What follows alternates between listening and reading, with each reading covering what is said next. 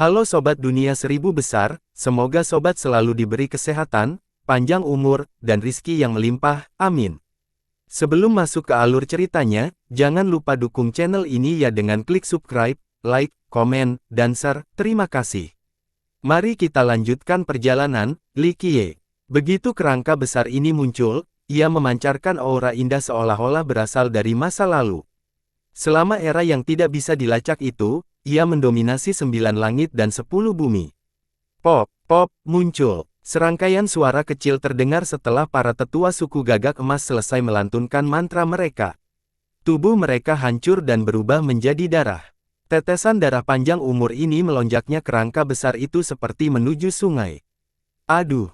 Setelah mendapatkan darah berumur panjang dalam jumlah besar, gelombang burung bergelombang di 9 cakrawala. Saat ia melebarkan sayapnya, sinar matahari halus yang tak berujung mengalir turun. Aduh! Dengan teriakan lain, ia membuka mulut, menyebabkan dunia melolong. Matahari terseret turun dari relung terdalam di langit dan sinar mataharinya yang tak berujung mengalir ke paruh burung yang ganas. Dunia menjadi gelap selama seluruh proses. Sepertinya burung ini ingin menelan matahari secara utuh. Ledakan. Sebuah ledakan menggema di berbagai bidang. Setelah menelan api matahari dalam jumlah yang cukup, tubuh burung itu diselimuti oleh api yang menjulang tinggi yang membakar langit. Kerangka raksasa ini telah berubah menjadi burung api yang mempesona dengan 3 kaki. Ia terjadi di langit seolah-olah itu adalah dewa matahari sejati yang sesungguhnya.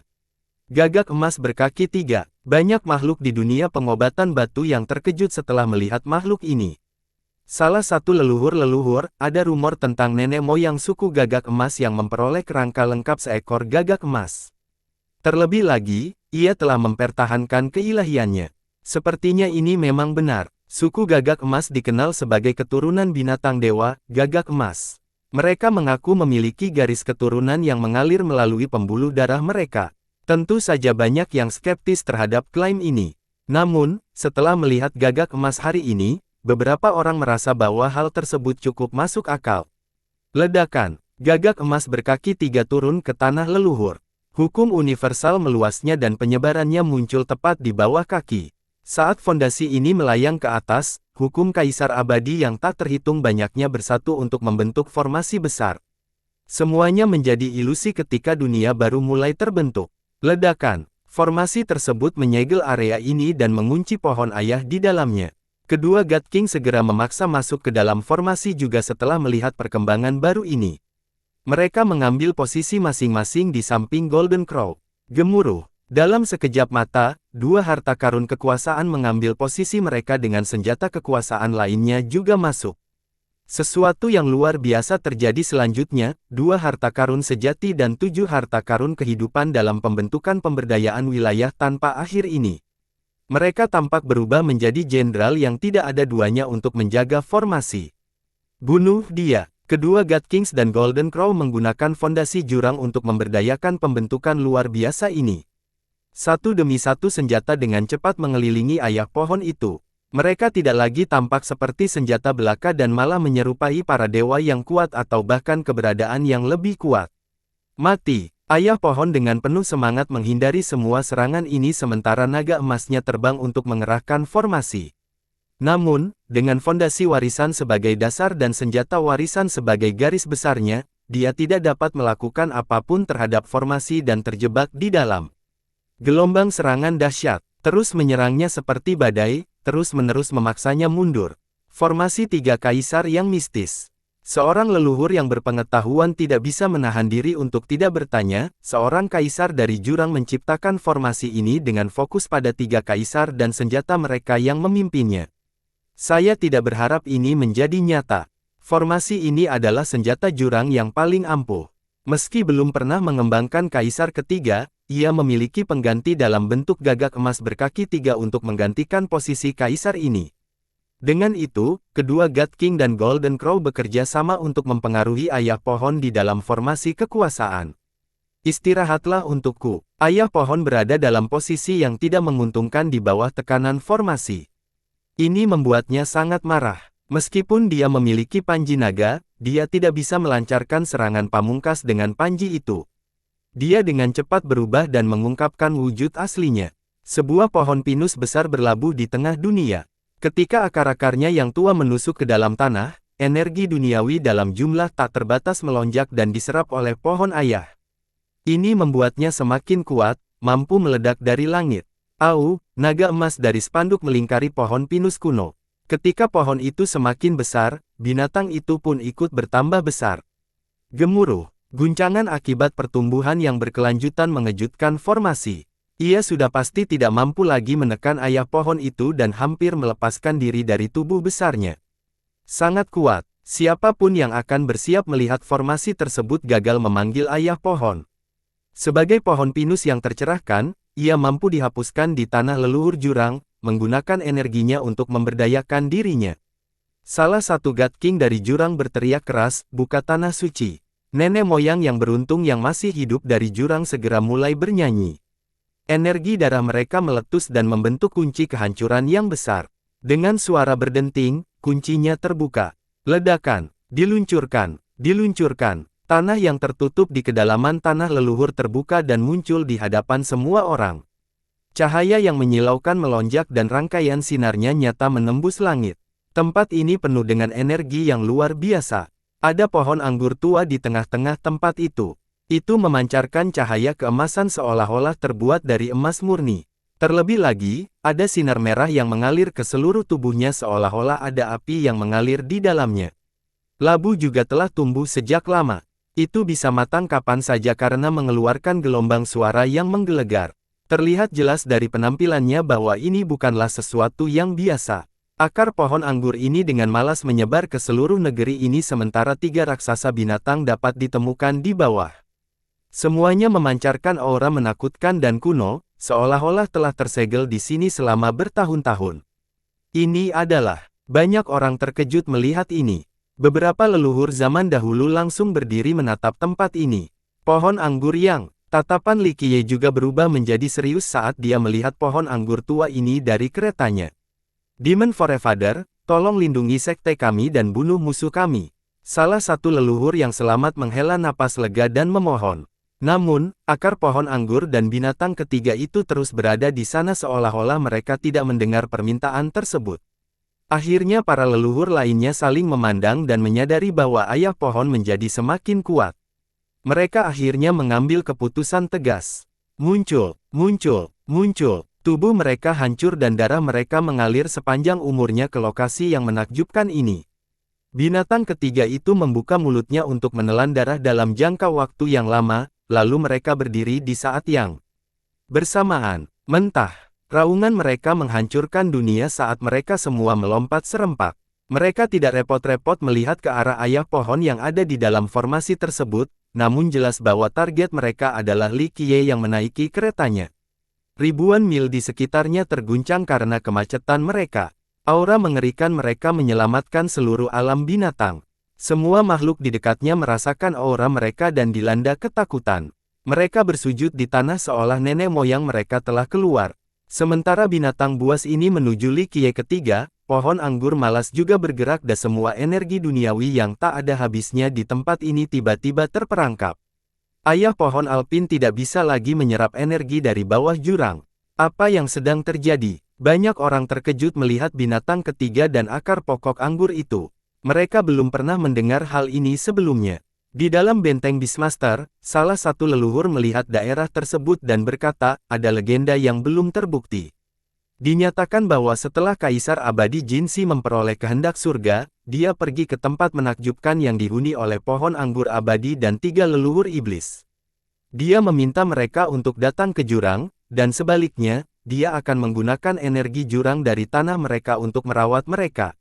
Sebagai imbalannya, mereka harus membantu jurang jika bencana menimpa sekte tersebut.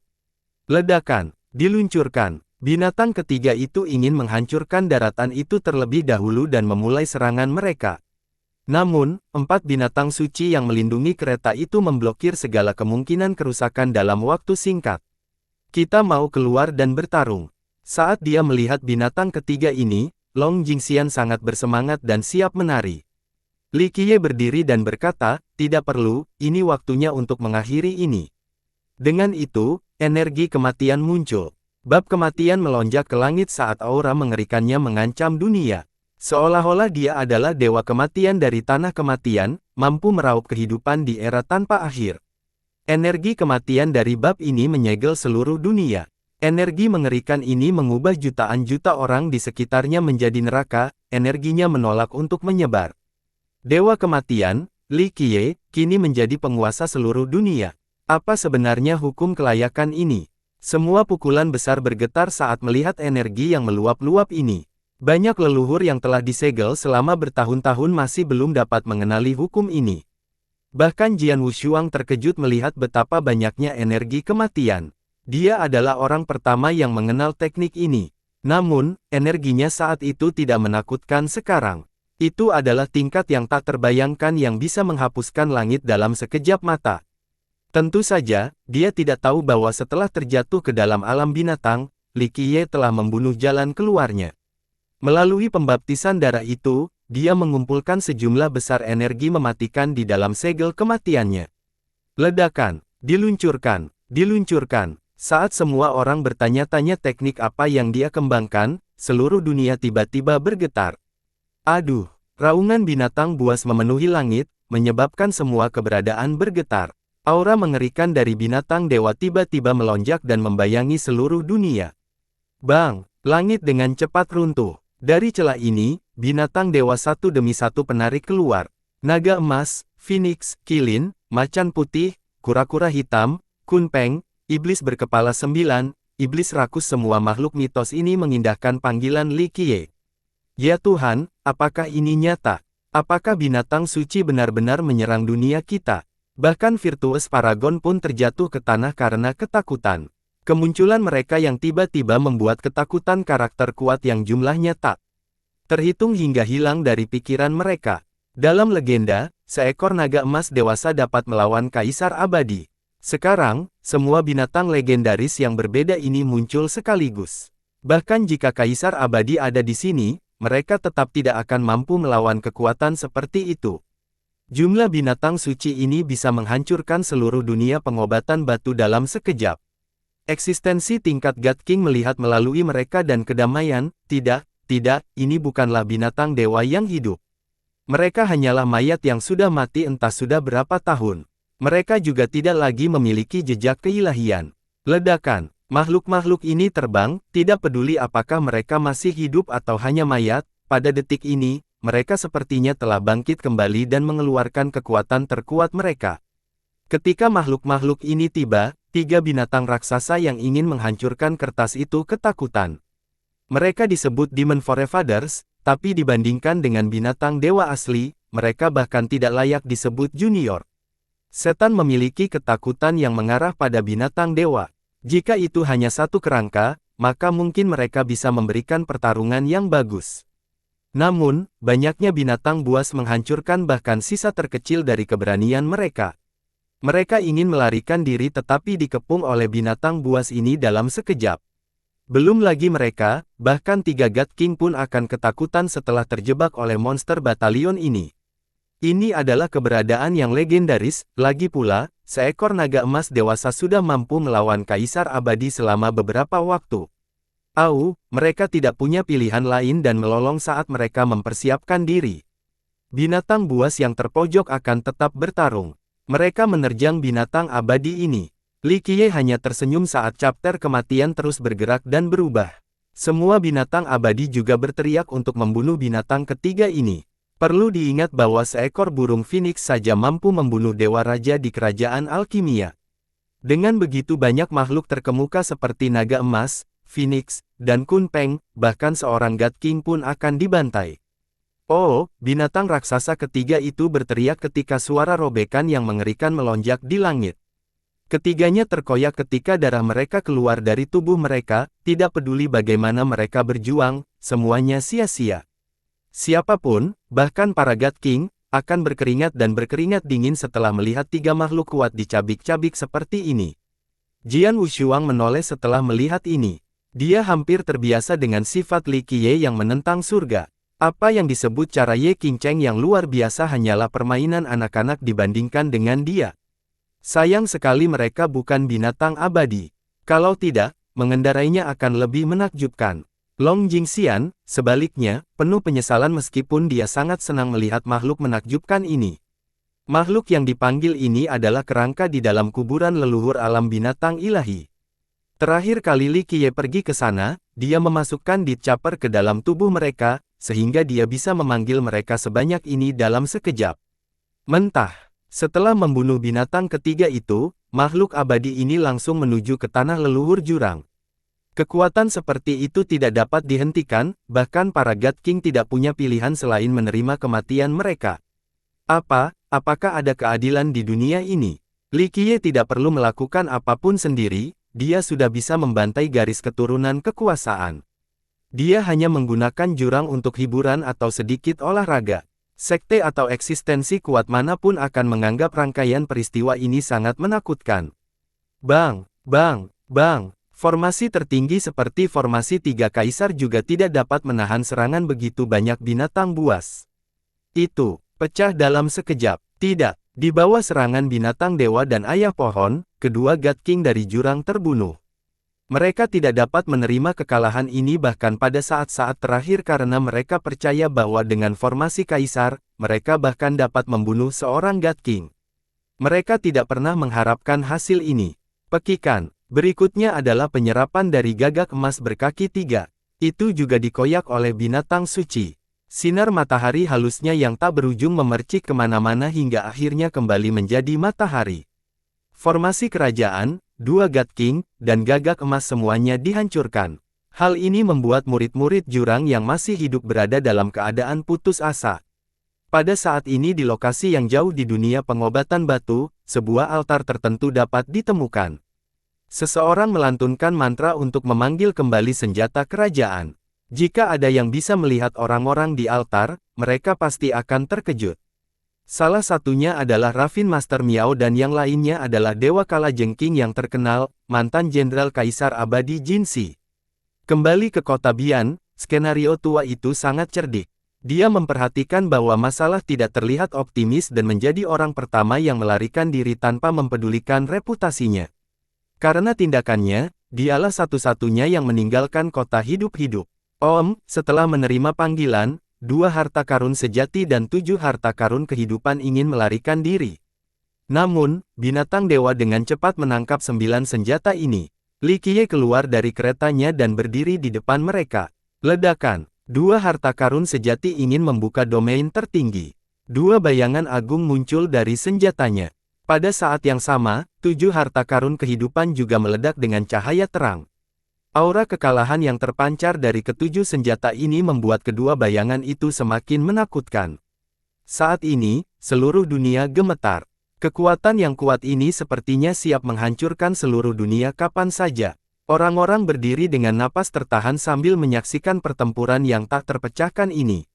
Namun, Li Qiye tetap berdiri tegak di hadapan kekuatan seperti itu. Ledakan. 1000 tangan muncul bersama dengan 13 istana. Mereka mengendalikan senjatanya yang menakjubkan termasuk cermin yin yang, lonceng gunung, pentagate, dan lampu hijau masing-masing dari mereka memancarkan aura yang akan menakuti siapapun. Banyak orang menyaksikan pemandangan ini dengan jantung berdebar-debar. Mereka bertanya-tanya apakah pertempuran ini akan menghancurkan seluruh dunia atau tidak. Jika kalian para roh ingin bertarung, aku akan dengan senang hati menurutinya. Li Qiye tersenyum pada 2 bayangan megah itu, saya akan memberi Anda 2 pilihan sekarang. Pertama, harta sejati ini akan dengan patuh tetap tinggal untukku, kamu akan membuka segel surgawimu dan mematuhiku selamanya. Kedua, aku akan menghancurkan kalian semua tanpa memandang bulu, meskipun itu berarti aku tidak akan mendapatkan satu senjata pun. Jika kalian semua tidak percaya padaku, coba saja. Oleh karena itu, dia menunjuk ke salah satu dari 2 harta karun sejati. Dia ingin menyimpan ini secara paksa karena dia melihatnya dengan sangat hormat. 2 bayangan bersinar megah di dalam pengepungan yang ketat ini. Banyak orang menarik napas dalam-dalam ketika mereka melihat Li Qiye ancaman keberadaan yang dipuja orang lain sebagai dewa. Namun, setelah berlangganan, bukankah Li Qiye juga mengancam Coiling Dragon Banner 3 hari yang lalu? Pada akhirnya, dia diam-diam menyerah. Ini hanya mengejutkan banyak orang dan memperkuat pendapat mereka tentang betapa Li Qiye terlalu menantang dan menakutkan. Li Qiye terkekeh melihat dua bayangan yang berkedip dan berkata, kesabaranku semakin menipis. Jika Anda mengambil keputusan dengan cepat, saya akan menunjukkan belas kasihan dan membiarkan Anda membawa pergi murid-murid Anda yang masih hidup. Tentu saja, kamu juga bisa memilih untuk menolak, lalu aku akan membiarkan dunia menyaksikan kehancuran harta karun yang sebenarnya. Akhirnya, harta karun sejati yang dipilih oleh Li Qiye menghasilkan cahaya tak berakhir dan aura kejayaannya. Berikutnya adalah suara klik dari segel surgawi yang terbuka. Benda itu jatuh ke tangan Li Qiye dan membuat sumpah setia. Mulai sekarang, itu akan menjadi harta karunnya yang sebenarnya. Orang bijak adalah pahlawan sejati. Li Qiye tersenyum dan menyimpan harta karun ini. Akhirnya, Li Qiye melepaskan harta karun sejati lainnya dan 7 harta karun kehidupan. Meskipun orang-orang yang beruntung selamat dari jurang itu pergi, semuanya sedih. Jurang mereka sudah berakhir. Mulai sekarang, Heavenhoof Ravine tidak akan ada lagi di dunia pengobatan batu. Kamu ingin pergi? Tidak secepat itu. Ketika Li Qiye sedang menembakkan senjatanya, Yang Fin di Tanah Suci melihat bahwa masalahnya tidak terlihat begitu optimal. Ia ingin melarikan diri dengan Tanah Suci. Namun, sebelum ia bisa melarikan diri, akar yang berlawanan muncul entah dari mana dan menghalangi pelariannya. Pohon prajurit, leluhur ginseng, reinkarnasi Soulfin, peoni cedera abadi, rumput jiwa naga ulat sutra obat-obatan abadi yang kuat ini segera keluar untuk menghentikan penulisannya. Bahkan alchemy Fall pun keluar. Ia melayang di atas Tanah Suci dan siap menyerang kapan saja. Tiba-tiba, Yang Fin membahas jalan buntu.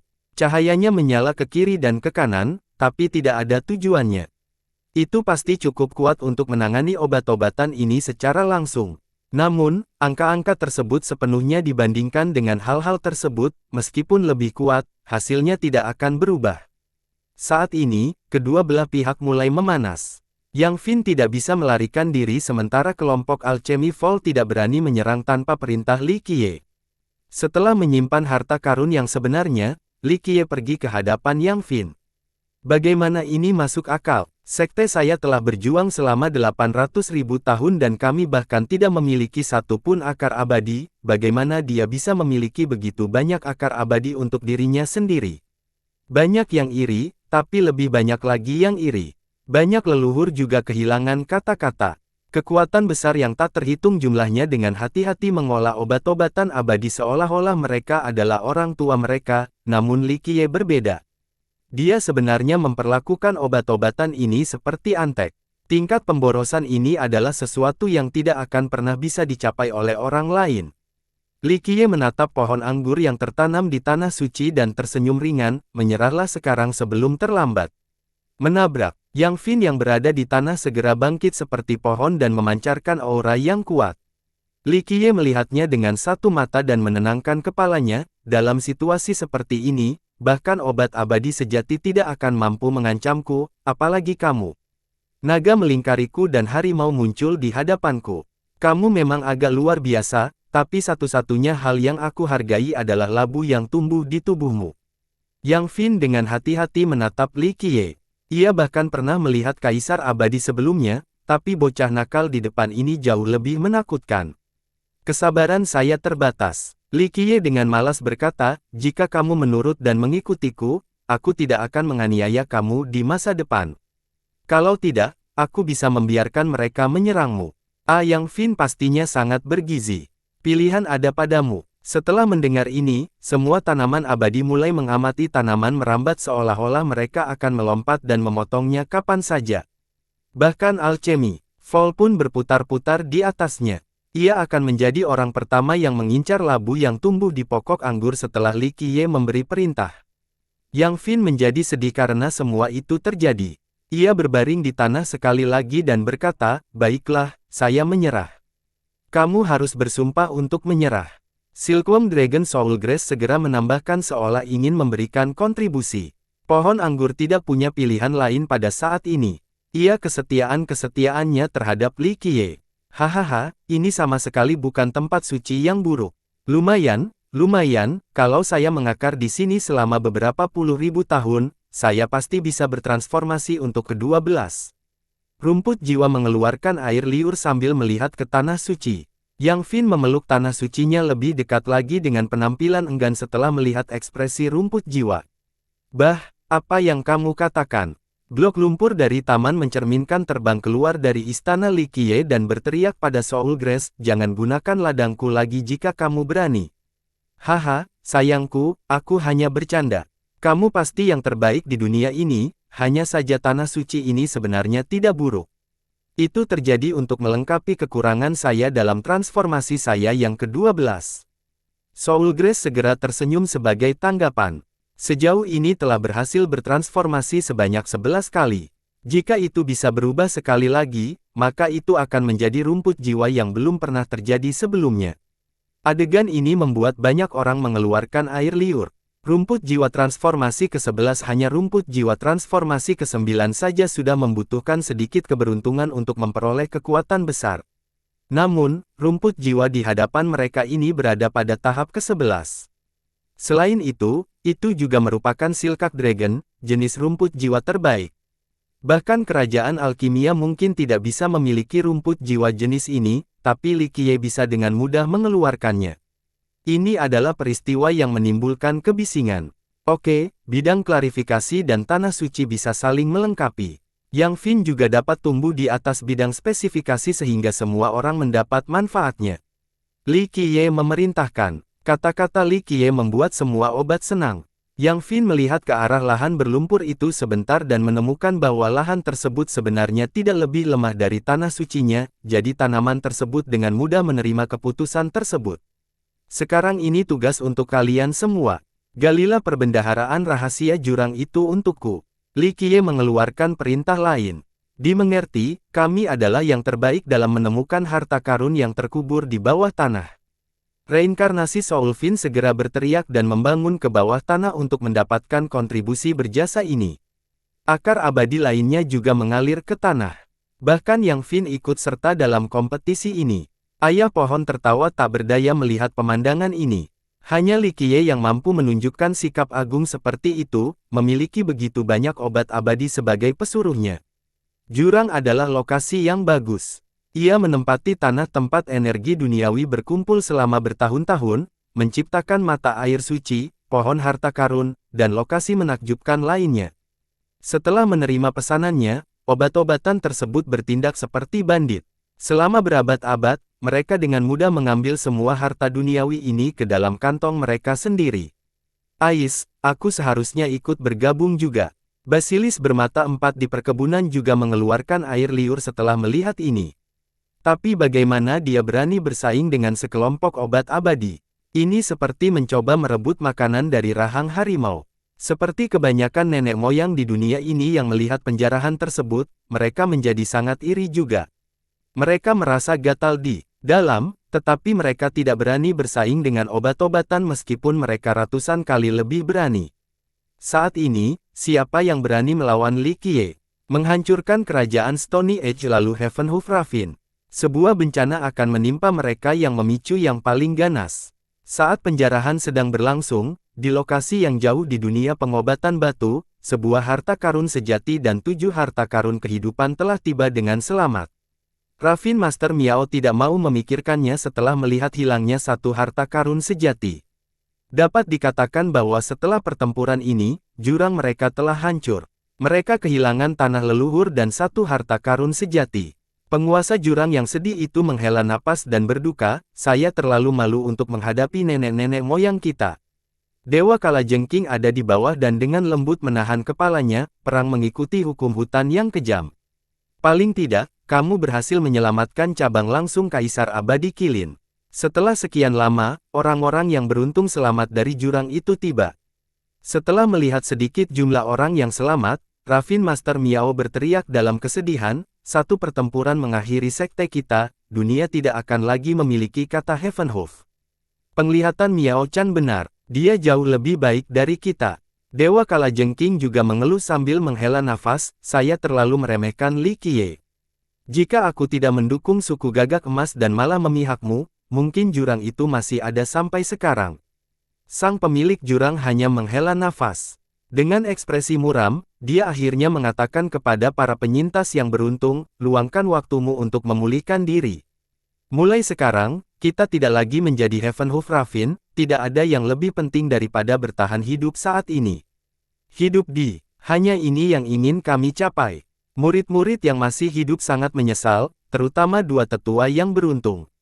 Mereka sangat malu. Jika mereka mendukung Master Jurang saat itu, maka hal ini tidak akan terjadi pada sekte mereka. Miao Chan bisa mengambil peran sebagai pemimpin.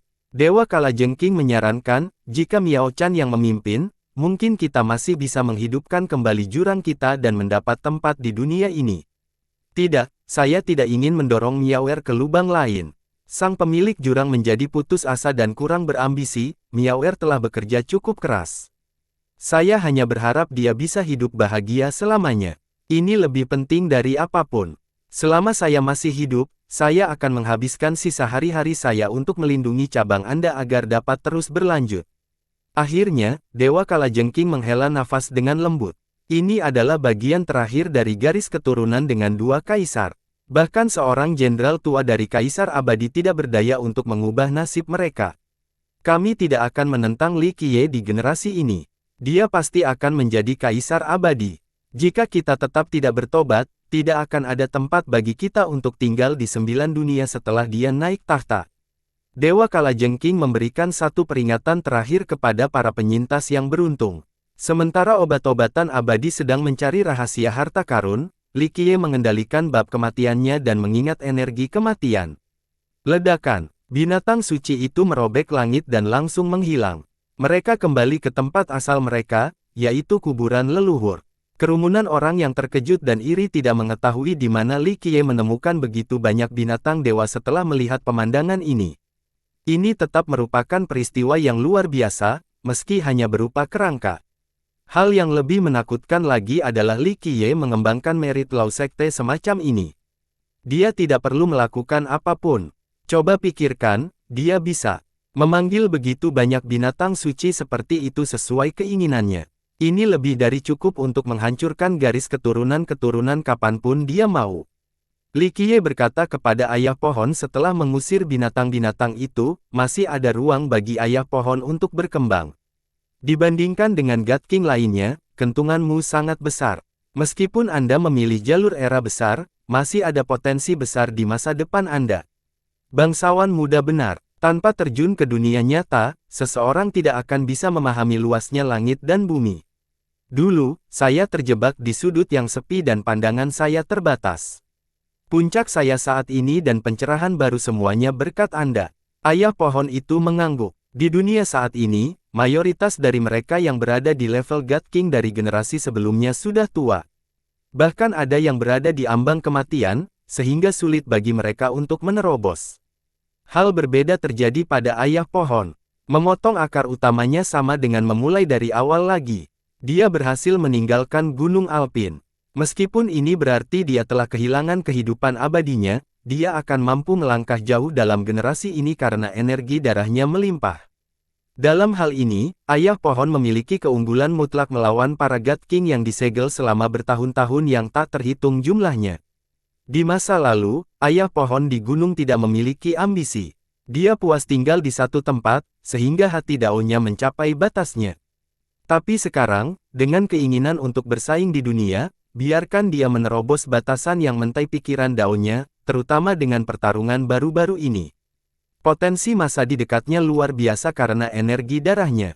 Di masa depan, jika dia tidak bisa menjadi penyerang Kaisar Abadi, dia akan tetap berada di puncak tertinggi para dewa. Di saat yang sama, kekuatan pertarungannya juga meningkat sedikit berkat memiliki Coiling Dragon Banner sekarang. Jika dia bisa bekerja dengan baik dengan spanduknya, maka tidak akan menjadi masalah yang sama sekali jika kekuatan tempurnya meningkat 1 atau 2 level. Gemuruh, bumi retak, obat-obatan abadi memecahkan segel bawah tanah dan membuang harta karun yang sangat besar. Dengan munculnya datanglah banjir energi abadi yang memenuhi udara, jelas, ada banyak harta karun di dalamnya. Perbendaharaan rahasia ini jauh lebih baik daripada milik kerajaan Stony Age. Bagi garis keturunan leluhur, perbendaharaan reguler adalah tempat penyimpanan harta karun dan hukum prestasi. Mengenai harta rahasia mereka, ini adalah gudang peninggalan nenek moyang mereka. Terlebih lagi, tidak mudah bagi generasi mendatang untuk membuka rahasia perbendaharaan ini. Ketika sebuah sekte ingin membuka perbendaharaan rahasianya, ini berarti sekte tersebut jelas-jelas menolak dan membutuhkan bantuan perbendaharaan untuk revitalisasi. Tentu saja, inilah maksud dan tujuan dari perbendaharaan rahasia ini. Kami berada di tempat obat-obatan abadi sangat bersemangat karena mereka tahu mereka akan mendapatkan manfaat baik darinya juga. Mata orang-orang memerah karena keserakahan. Sekte-sekte tersebut penuh dengan keserakahan terhadap perbendaharaan rahasia garis keturunan-keturunan yang memiliki dua kaisar. Pasti ada harta karun luar biasa di dalamnya yang memungkinkan seseorang dengan mudah membangun sekte mereka sendiri. Bahan-bahan di dalamnya bisa membangun dinasti raksasa. Bagus sekali. Li Qiye mengangguk dan tersenyum. Dengan suara yang menggelegar, dia menyimpan perbendaharaan di dalam istana takdirnya lalu memberitahu obat-obatan itu, semuanya, kembalilah sekarang. Obat-obatan kembali ke istana. Mereka mulai mencakup perpindahan dari bidang yang dijelaskan ke tanah suci, sementara yang sebaliknya terjadi pada Yang Fin. Pasalnya, kedua tempat tersebut saling melengkapi, tidak hanya baik untuk obat-obatan tetapi juga bermanfaat bagi kedua lokasi itu sendiri. Li Qiye mencapai tanah leluhur jurang. Setelah beberapa kali mengukur, dia akhirnya berdiri di puncak. Buka untukku. Dia berteriak sementara 13 istananya menjulang tinggi ke langit. Mereka mulai membentuk sesuatu. Saat ini, mereka tampak berada di atas langit yang tinggi. Dia membuka sebuah istana dan akar tera melompat keluar lalu dengan cepat menancapkan dirinya ke dalam tanah leluhur jurang. Ledakan, air terjun melonjak ke atas. Bukan, ini bukanlah air terjun, ini adalah energi duniawi yang cair yang keluar seperti mata air. Istana takdir yang terbuka menyalakan sumber energi duniawi yang tak ada habisnya ini. Dengan menggunakan akar tera, Li Qiye dengan panik menarik energi duniawi yang tak terbatas dari bumi ini ke dalam istananya.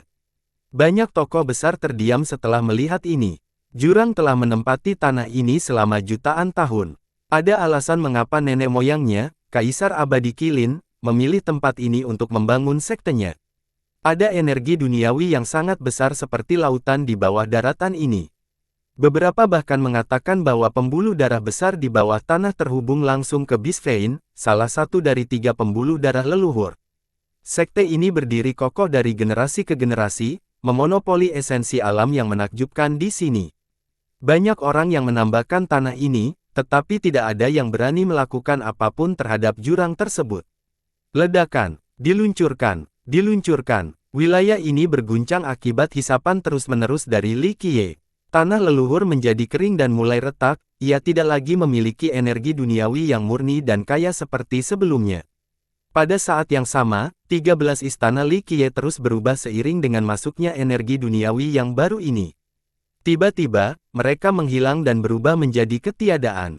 Apa yang sedang terjadi? Seseorang di dekatnya ketika mereka melihat hilangnya istana. Bahkan seorang God King seperti ayah pohon atau orang-orang jenius yang tiada taranya seperti duo kakak beradik dari klan Jianlong, Long Jingxian, dan Jian Wushuang menahan napas sambil menyaksikan segala sesuatunya berjalan. 4 istana untuk membentuk sebuah domain, 8 untuk membentuk kerajaan, 12 untuk membentuk surga, lalu akan menjadi apa 13 istana? Apalagi Kaisar Alkimia 100 kehidupan yang berada di kedalaman kerajaan Alkimia pun penuh dengan rasa ingin tahu. Transformasi istana diketahui oleh semua penggarap. Satu-satunya yang diturunkan adalah yang ke-13. Sejak dahulu kala, tidak ada seorang pun di dunia ini yang mengetahui atau mempercayai keberadaan istana ke-13. Sudah menjadi rahasia umum bahwa 12 adalah batasnya. Namun hari ini, Li Qiye, dengan istananya, melanggar akal sehat. Oleh karena itu, banyak yang penasaran ingin melihat seperti apa ke-13 istana itu nantinya. Ini akan menjadi peristiwa yang belum pernah terjadi sebelumnya, sebuah akal sehat baru, sebuah sistem baru yang semuanya dibangun oleh Li Qiye. Di masa depan, batas para penggarap tidak lagi menjadi 12 karena Li Qiye memiliki istana ke-13. Kekosongan yang luas meliputi seluruh area ini. Akhirnya, sesosok muncul di tengah ketiadaan ini. Itu adalah Li Qiye. Waktu berhenti dan banyak sekali hukum yang berhenti ketika dia muncul. Semua bintang dan benda langit di langit kehilangan kecemerlangannya. Pada saat ini, Li Qiye bukanlah kaisar abadi, dia berada di atas kaisar abadi. Dia berdiri di atas langit yang tinggi seolah-olah dia telah menjadi terkenal sebelum kekacauan utama terjadi. Tampaknya olah dia telah melintasi waktu itu sendiri. Di dalam mimpi yang luas, ada pemandangan samar Li Qiye membuka sebuah dunia. Dia menciptakan matahari dan bulan dan melahirkan segala sesuatu, dia adalah penciptanya sendiri. Karena dia, dunia lahir. Karena dia, segala sesuatu ada. Karena dia, ada kehidupan. Saat dia berdiri dengan bangga di tengah segalanya, segala sesuatu muncul karena dia. Saat dia muncul di inti, semua hal tersendat demi dia. Dia adalah dunia, dia adalah segudang keberadaan. Tidak ada cara untuk menggambarkan perasaan ini saat ini. Apakah itu Li Qiye? Gumam Jian Wushuang sambil melihat Li Qiye di hamparan luas. Aku tidak tahu. Bahkan ayah pohon tidak dapat melihatnya. Dia dengan lembut menggelengkan kepalanya dan menambahkan, mungkin dia atau dirinya di masa depan atau hanya membawakan lagu yang diciptakan oleh 13 istana. Surga Nirwana. Li Qiye dengan lembut menghela napas dalam-dalam. Desahannya menjadi mantra abadi, melodi abadi. Surga Nirwana. Gelar ini menjelaskan segalanya untuk 13 istana. Mulai sekarang, akan ada hukum lain di dunia ini. 13 istana membentuk surga Nirwana. Akhirnya, kekosongan yang luas menghilang seiring dengan Li Qiye yang kejam. Tanah leluhur jurang sekali lagi muncul di hadapan dunia sementara Li Qiye yang asli berdiri di puncak yang sama. Krak, tanah leluhur banyak retak. Ia berbaring, sungai-sungainya mengering dan gunung-gunungnya hancur. Hanya kenyamanan yang menyelamatkan negeri ini. Li Qiye menyingkirkan akar tera, mengakhiri proses memperdalamnya sebelum berkata dengan malu-malu, saya akan meninggalkan sedikit energi duniawi untuk warga negeri ini. Dia tidak menguras energi duniawi bawah tanah sepenuhnya dan malah meninggalkan sebagian besar energinya. Warga yang berada di wilayah jurang tidak akan terpengaruh. Namun, calon penggarap atau keturunan jurang tidak akan pernah bisa menciptakan sekte baru atau menghidupkan kembali jurang di tanah ini. Mulai sekarang, Heavenhoof tidak ada lagi. Seseorang yang datang setelah melihat tanah leluhurnya runtuh total. Semua orang tahu bahwa selama masih ada yang selamat, orang-orang dari jurang masih bisa menghidupkan kembali sekte tersebut. Namun, Li Qiye telah menyedot energi duniawi dari tanah leluhur ini, membuat tugas tersebut menjadi mustahil. Tidak adanya energi duniawi berarti tidak adanya segalanya. Beberapa orang merasa ini terlalu membosankan setelah melihat bagaimana tanah leluhur telah berbaring. Jika Li Qiye tidak menghabiskan energi duniawi di tempat ini, mereka bisa membangun sekte mereka sendiri di sini.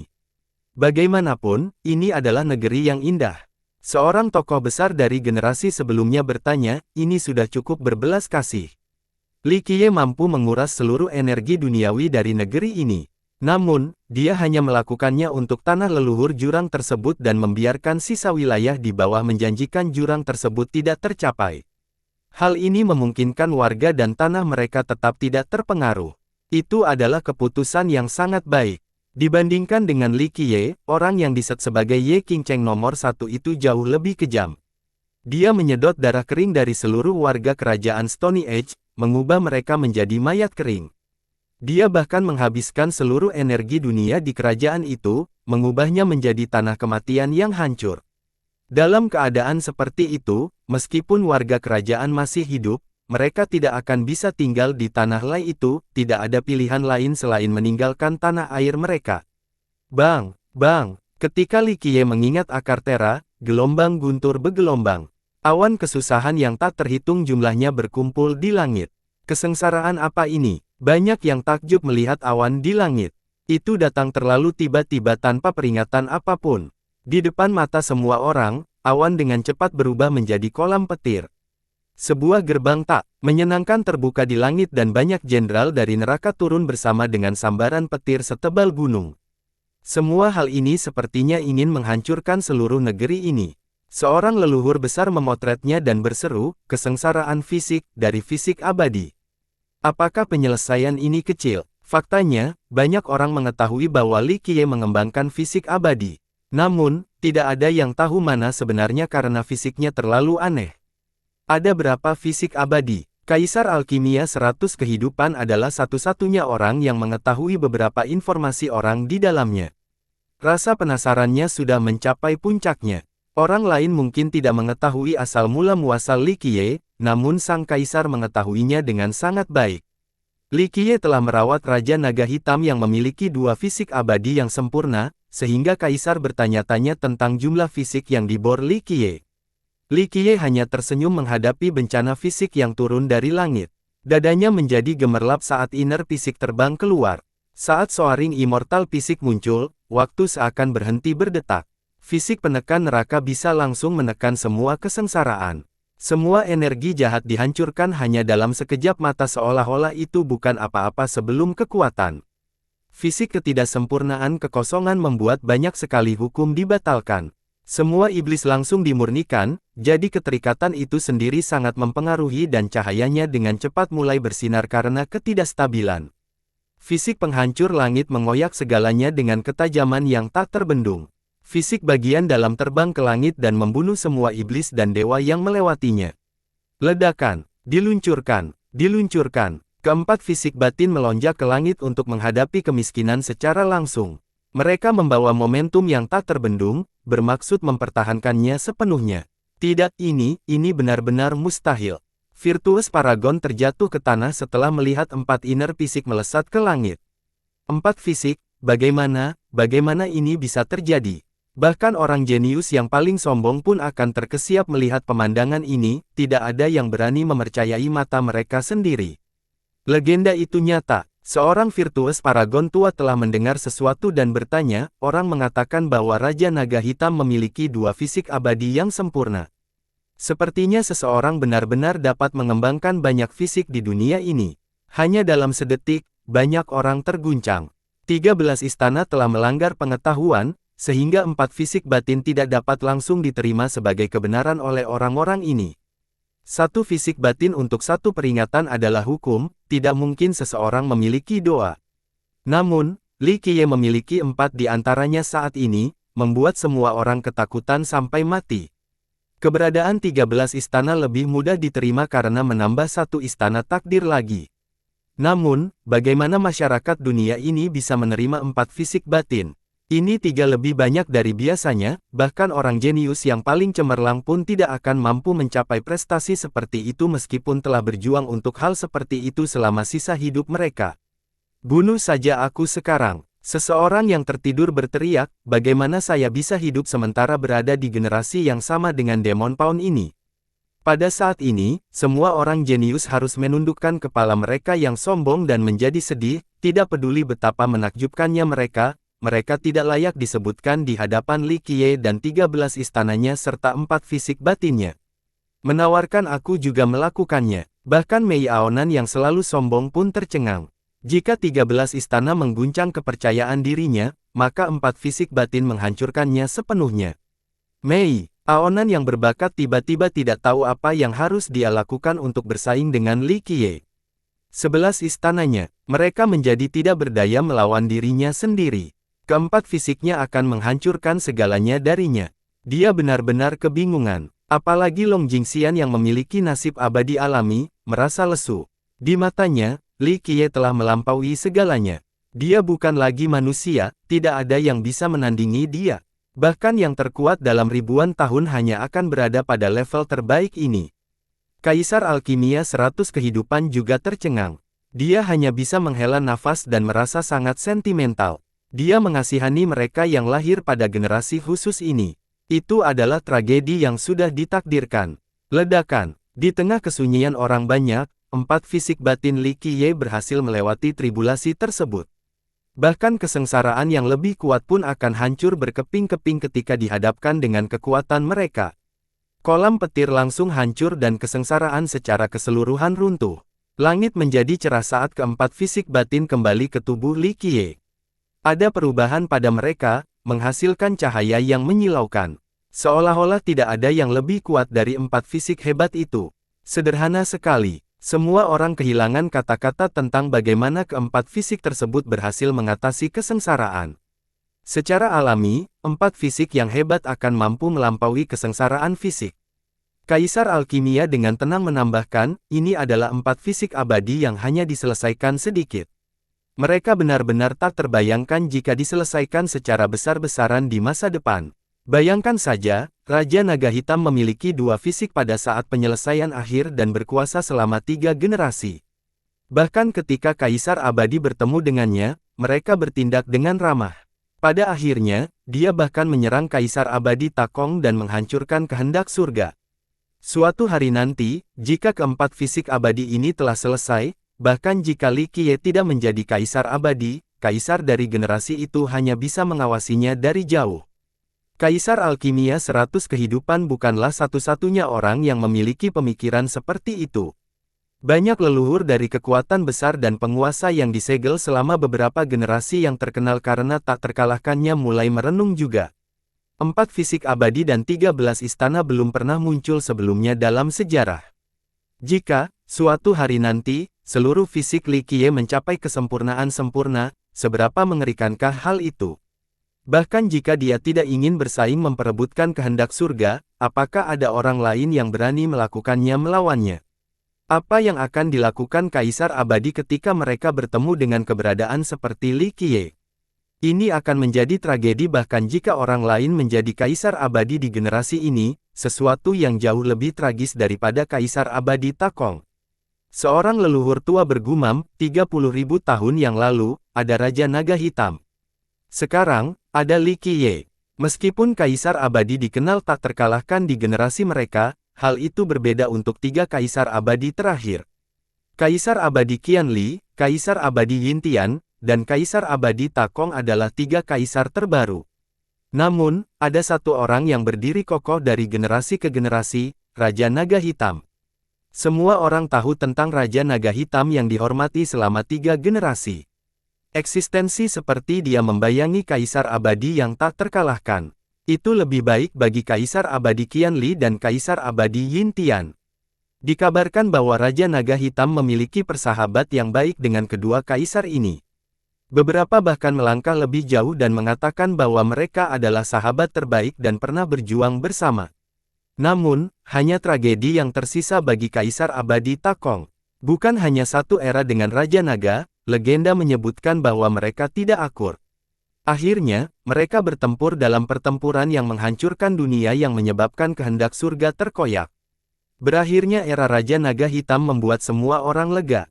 Namun, sebelum mereka kembali bersemangat untuk generasi baru, Li Qiye ini muncul entah dari mana, seseorang yang bahkan lebih menakutkan daripada Raja Naga. Beberapa leluhur yang pesimis berkata, apakah dia ingin bertenaga selama 10 generasi atau semacamnya. Seseorang seperti Raja Naga yang memerintah selama 3 generasi. Li Qiye kemungkinan besar akan lebih kuat dari Raja Naga, jadi 10 generasi tampaknya cukup masuk akal. Ledakan. Berbagai pemikiran berbeda merajalela di benak para penonton. Namun, area di sekitar Li Qiye meredup langit seolah mulai berubah menjadi malam. Pemandangan yang sangat aneh muncul di langit.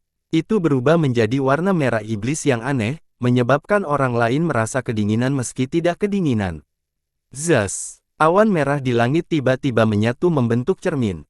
Cermin ini memantulkan sinar merah dan cahaya iblis dari langit langsung ke tubuh Li Qiye.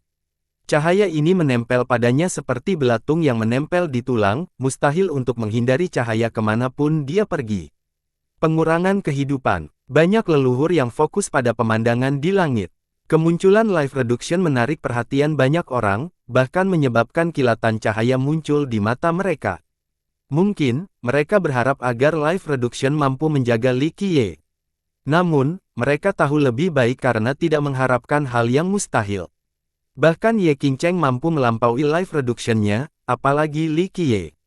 Meski begitu, mereka tetap berpegang pada harapan si bodoh ini. Sekalipun itu adalah kesempatan yang sangat kecil, mereka mendambakan keajaiban ini. Zas tubuh Li Qiye langsung menua setelah cahaya merah di langit menyinari tubuhnya. Rambutnya memutih sementara kerutan muncul di kulitnya. Ledakan. Li Qiye melepaskan seluruh energi darahnya untuk melawan pengurangan kehidupan. Roda kehidupannya muncul dan lautan darah yin yang mengalir ke langit. Itu membawa gelombang energi darah yang tak ada habisnya untuk menghentikan perubahan pada tubuhnya. Pengurangan kehidupan adalah salah satu dari dua bencana besar bagi para pihak yang berkepentingan. Terlebih lagi, itu bahkan lebih buruk dari bencana takdir. Banyak pihak yang kuat tidak dapat melampaui batasan khusus ini, dan beberapa bahkan memilih untuk menyembunyikan dari batasan ini selama sisa hidup mereka. Life reduction milik Li Qiye lebih dahsyat dan lebih cepat dari imajinasi siapapun. Sejumlah besar energi darah yang keluar dari tubuh Li Qiye langsung mengering karena pengaruh penyimpanan ini. Li Qiye menyebarkan lautan darahnya sekali lagi dan menciptakan lautan lain yang penuh energi untuk menutupi langit. Seluruh dunia berguncang karena banjir energi darah ini. Dia bahkan menyebarkan seluruh darah sepanjang umurnya pada saat yang bersamaan. Kekuatan ini akan menyebabkan nenek moyang kekuatan besar manapun gemetar karena kekuatan ini benar-benar melampaui paragon berbudi luhur.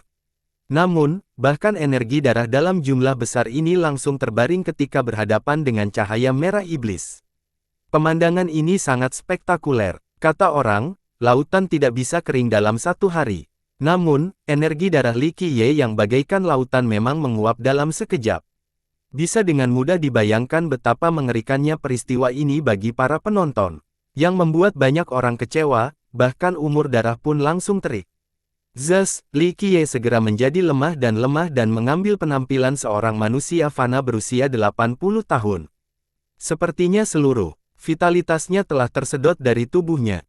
Ini sangat mengerikan.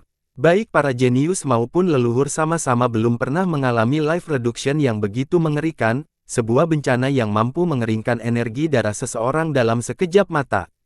Ini terlalu menakutkan untuk dipikirkan. Namun, pengurangan kehidupan Li Qiye tidak berhenti di situ saja. Langit yang tinggi sendiri mengerahkan seluruh kekuatannya untuk menghadapi Li Qiye. Pengurangan kehidupan bahkan menghabiskan seluruh energi duniawi di wilayah ini. Daerah di sekitar Li Qiye dengan cepat menjadi dunia yang lemah.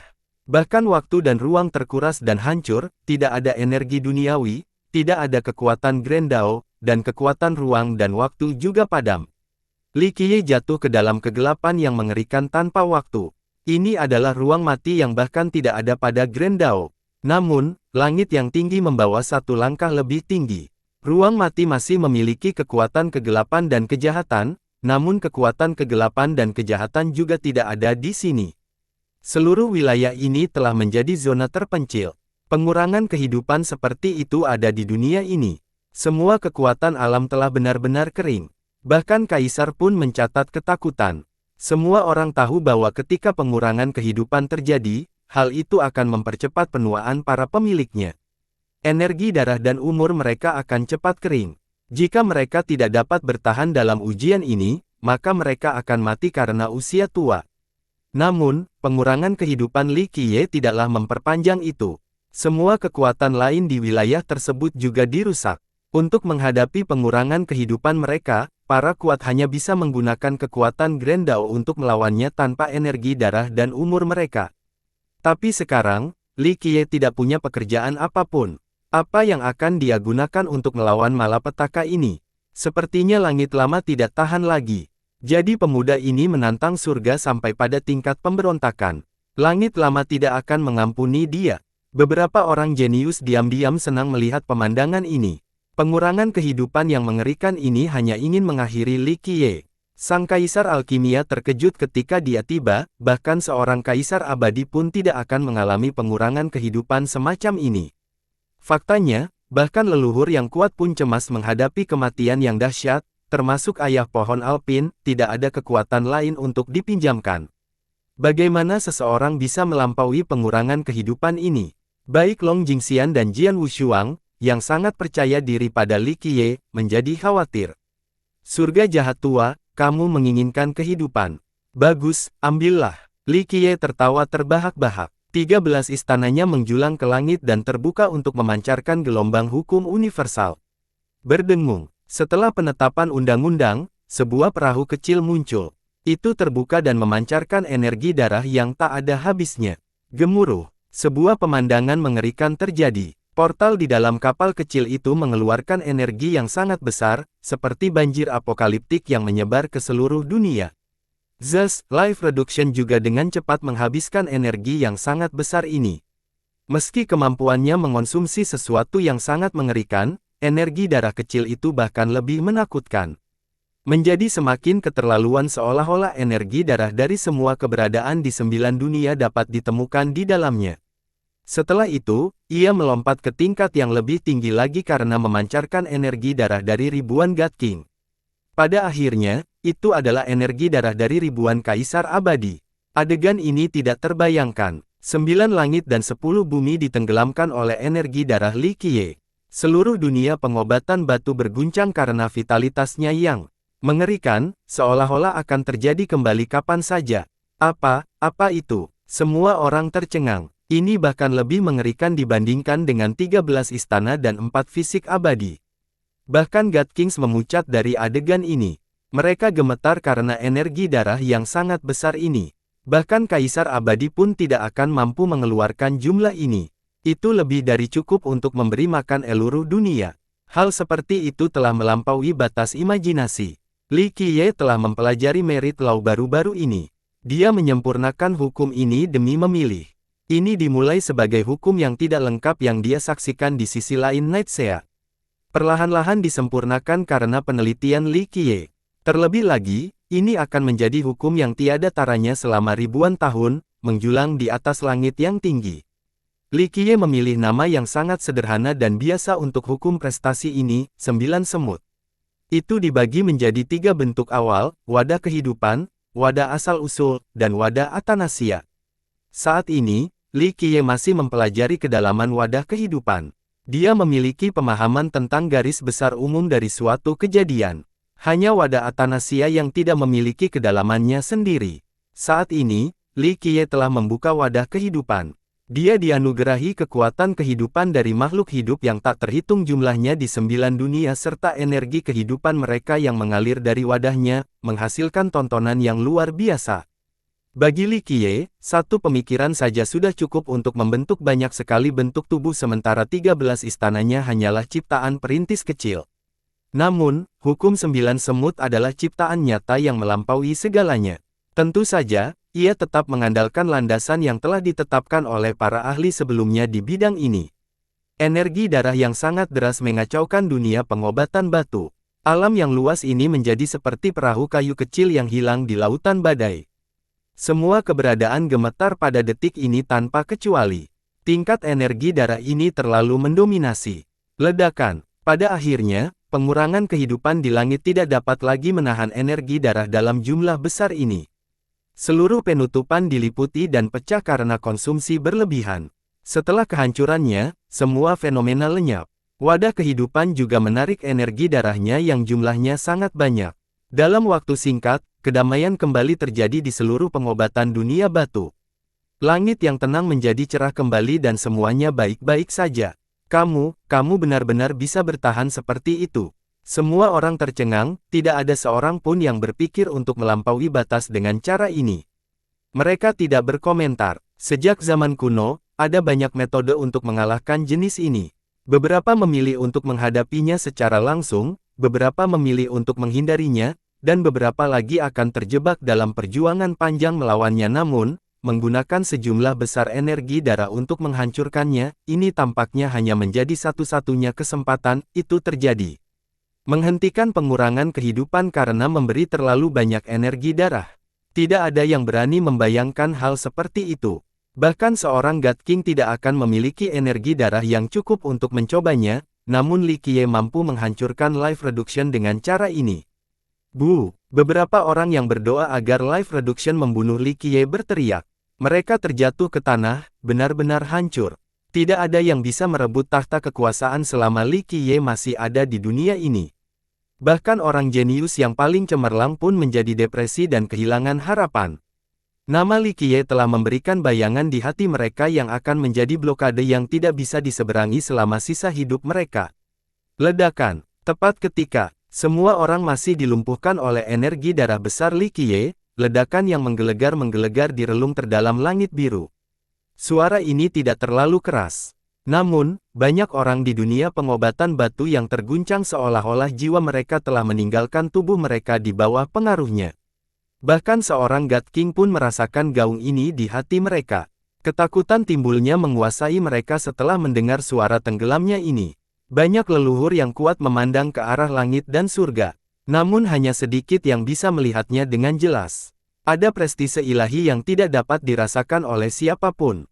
Singkatnya, tempat itu mampu menekan segala sesuatu di dunia ini, itu di atas segalanya. Kemarahan dari langit yang tinggi. Seorang leluhur akhirnya menemukan petunjuk dan cuplikan, inilah amukan surga dalam legenda. Ketika surga sedang murka, ia akan menurunkan murkanya dalam bentuk hukuman surgawi.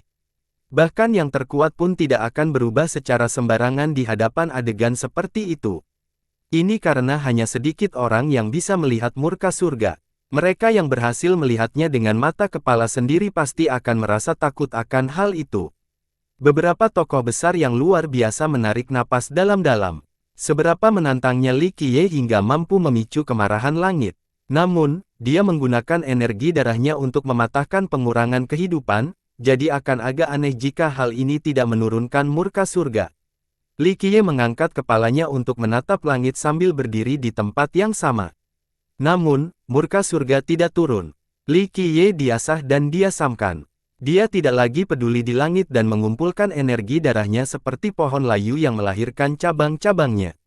Penampilannya yang sudah tua menghilang saat energi darahnya kembali, membiarkannya mengambil penampilan sebagai seorang pemuda lagi. Pada saat ini, energi darahnya jauh lebih kuat dibandingkan sebelum life reduction. Li Qiye masih terlihat biasa-biasa saja saat ini, namun ketika dia melelehkan energi darahnya, hal itu memberikan sensasi bahwa ia mampu mendorong gunung dan lautan luas. Sepertinya ada seekor naga yang tersembunyi di dalam tubuh kecilnya. Zat keempat fisik batin di tubuhnya menjadi sangat terang. Mereka memancarkan aura ilahi yang tak terhentikan dan kekuatan mereka melonjak secara eksponensial. Gelombang hukum terpancar dari fisiknya seperti burung merak yang melebarkan ekornya.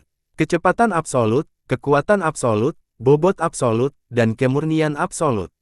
Dengan momentumnya yang luar biasa, Li Qiye membuka domain baru di dunia ini.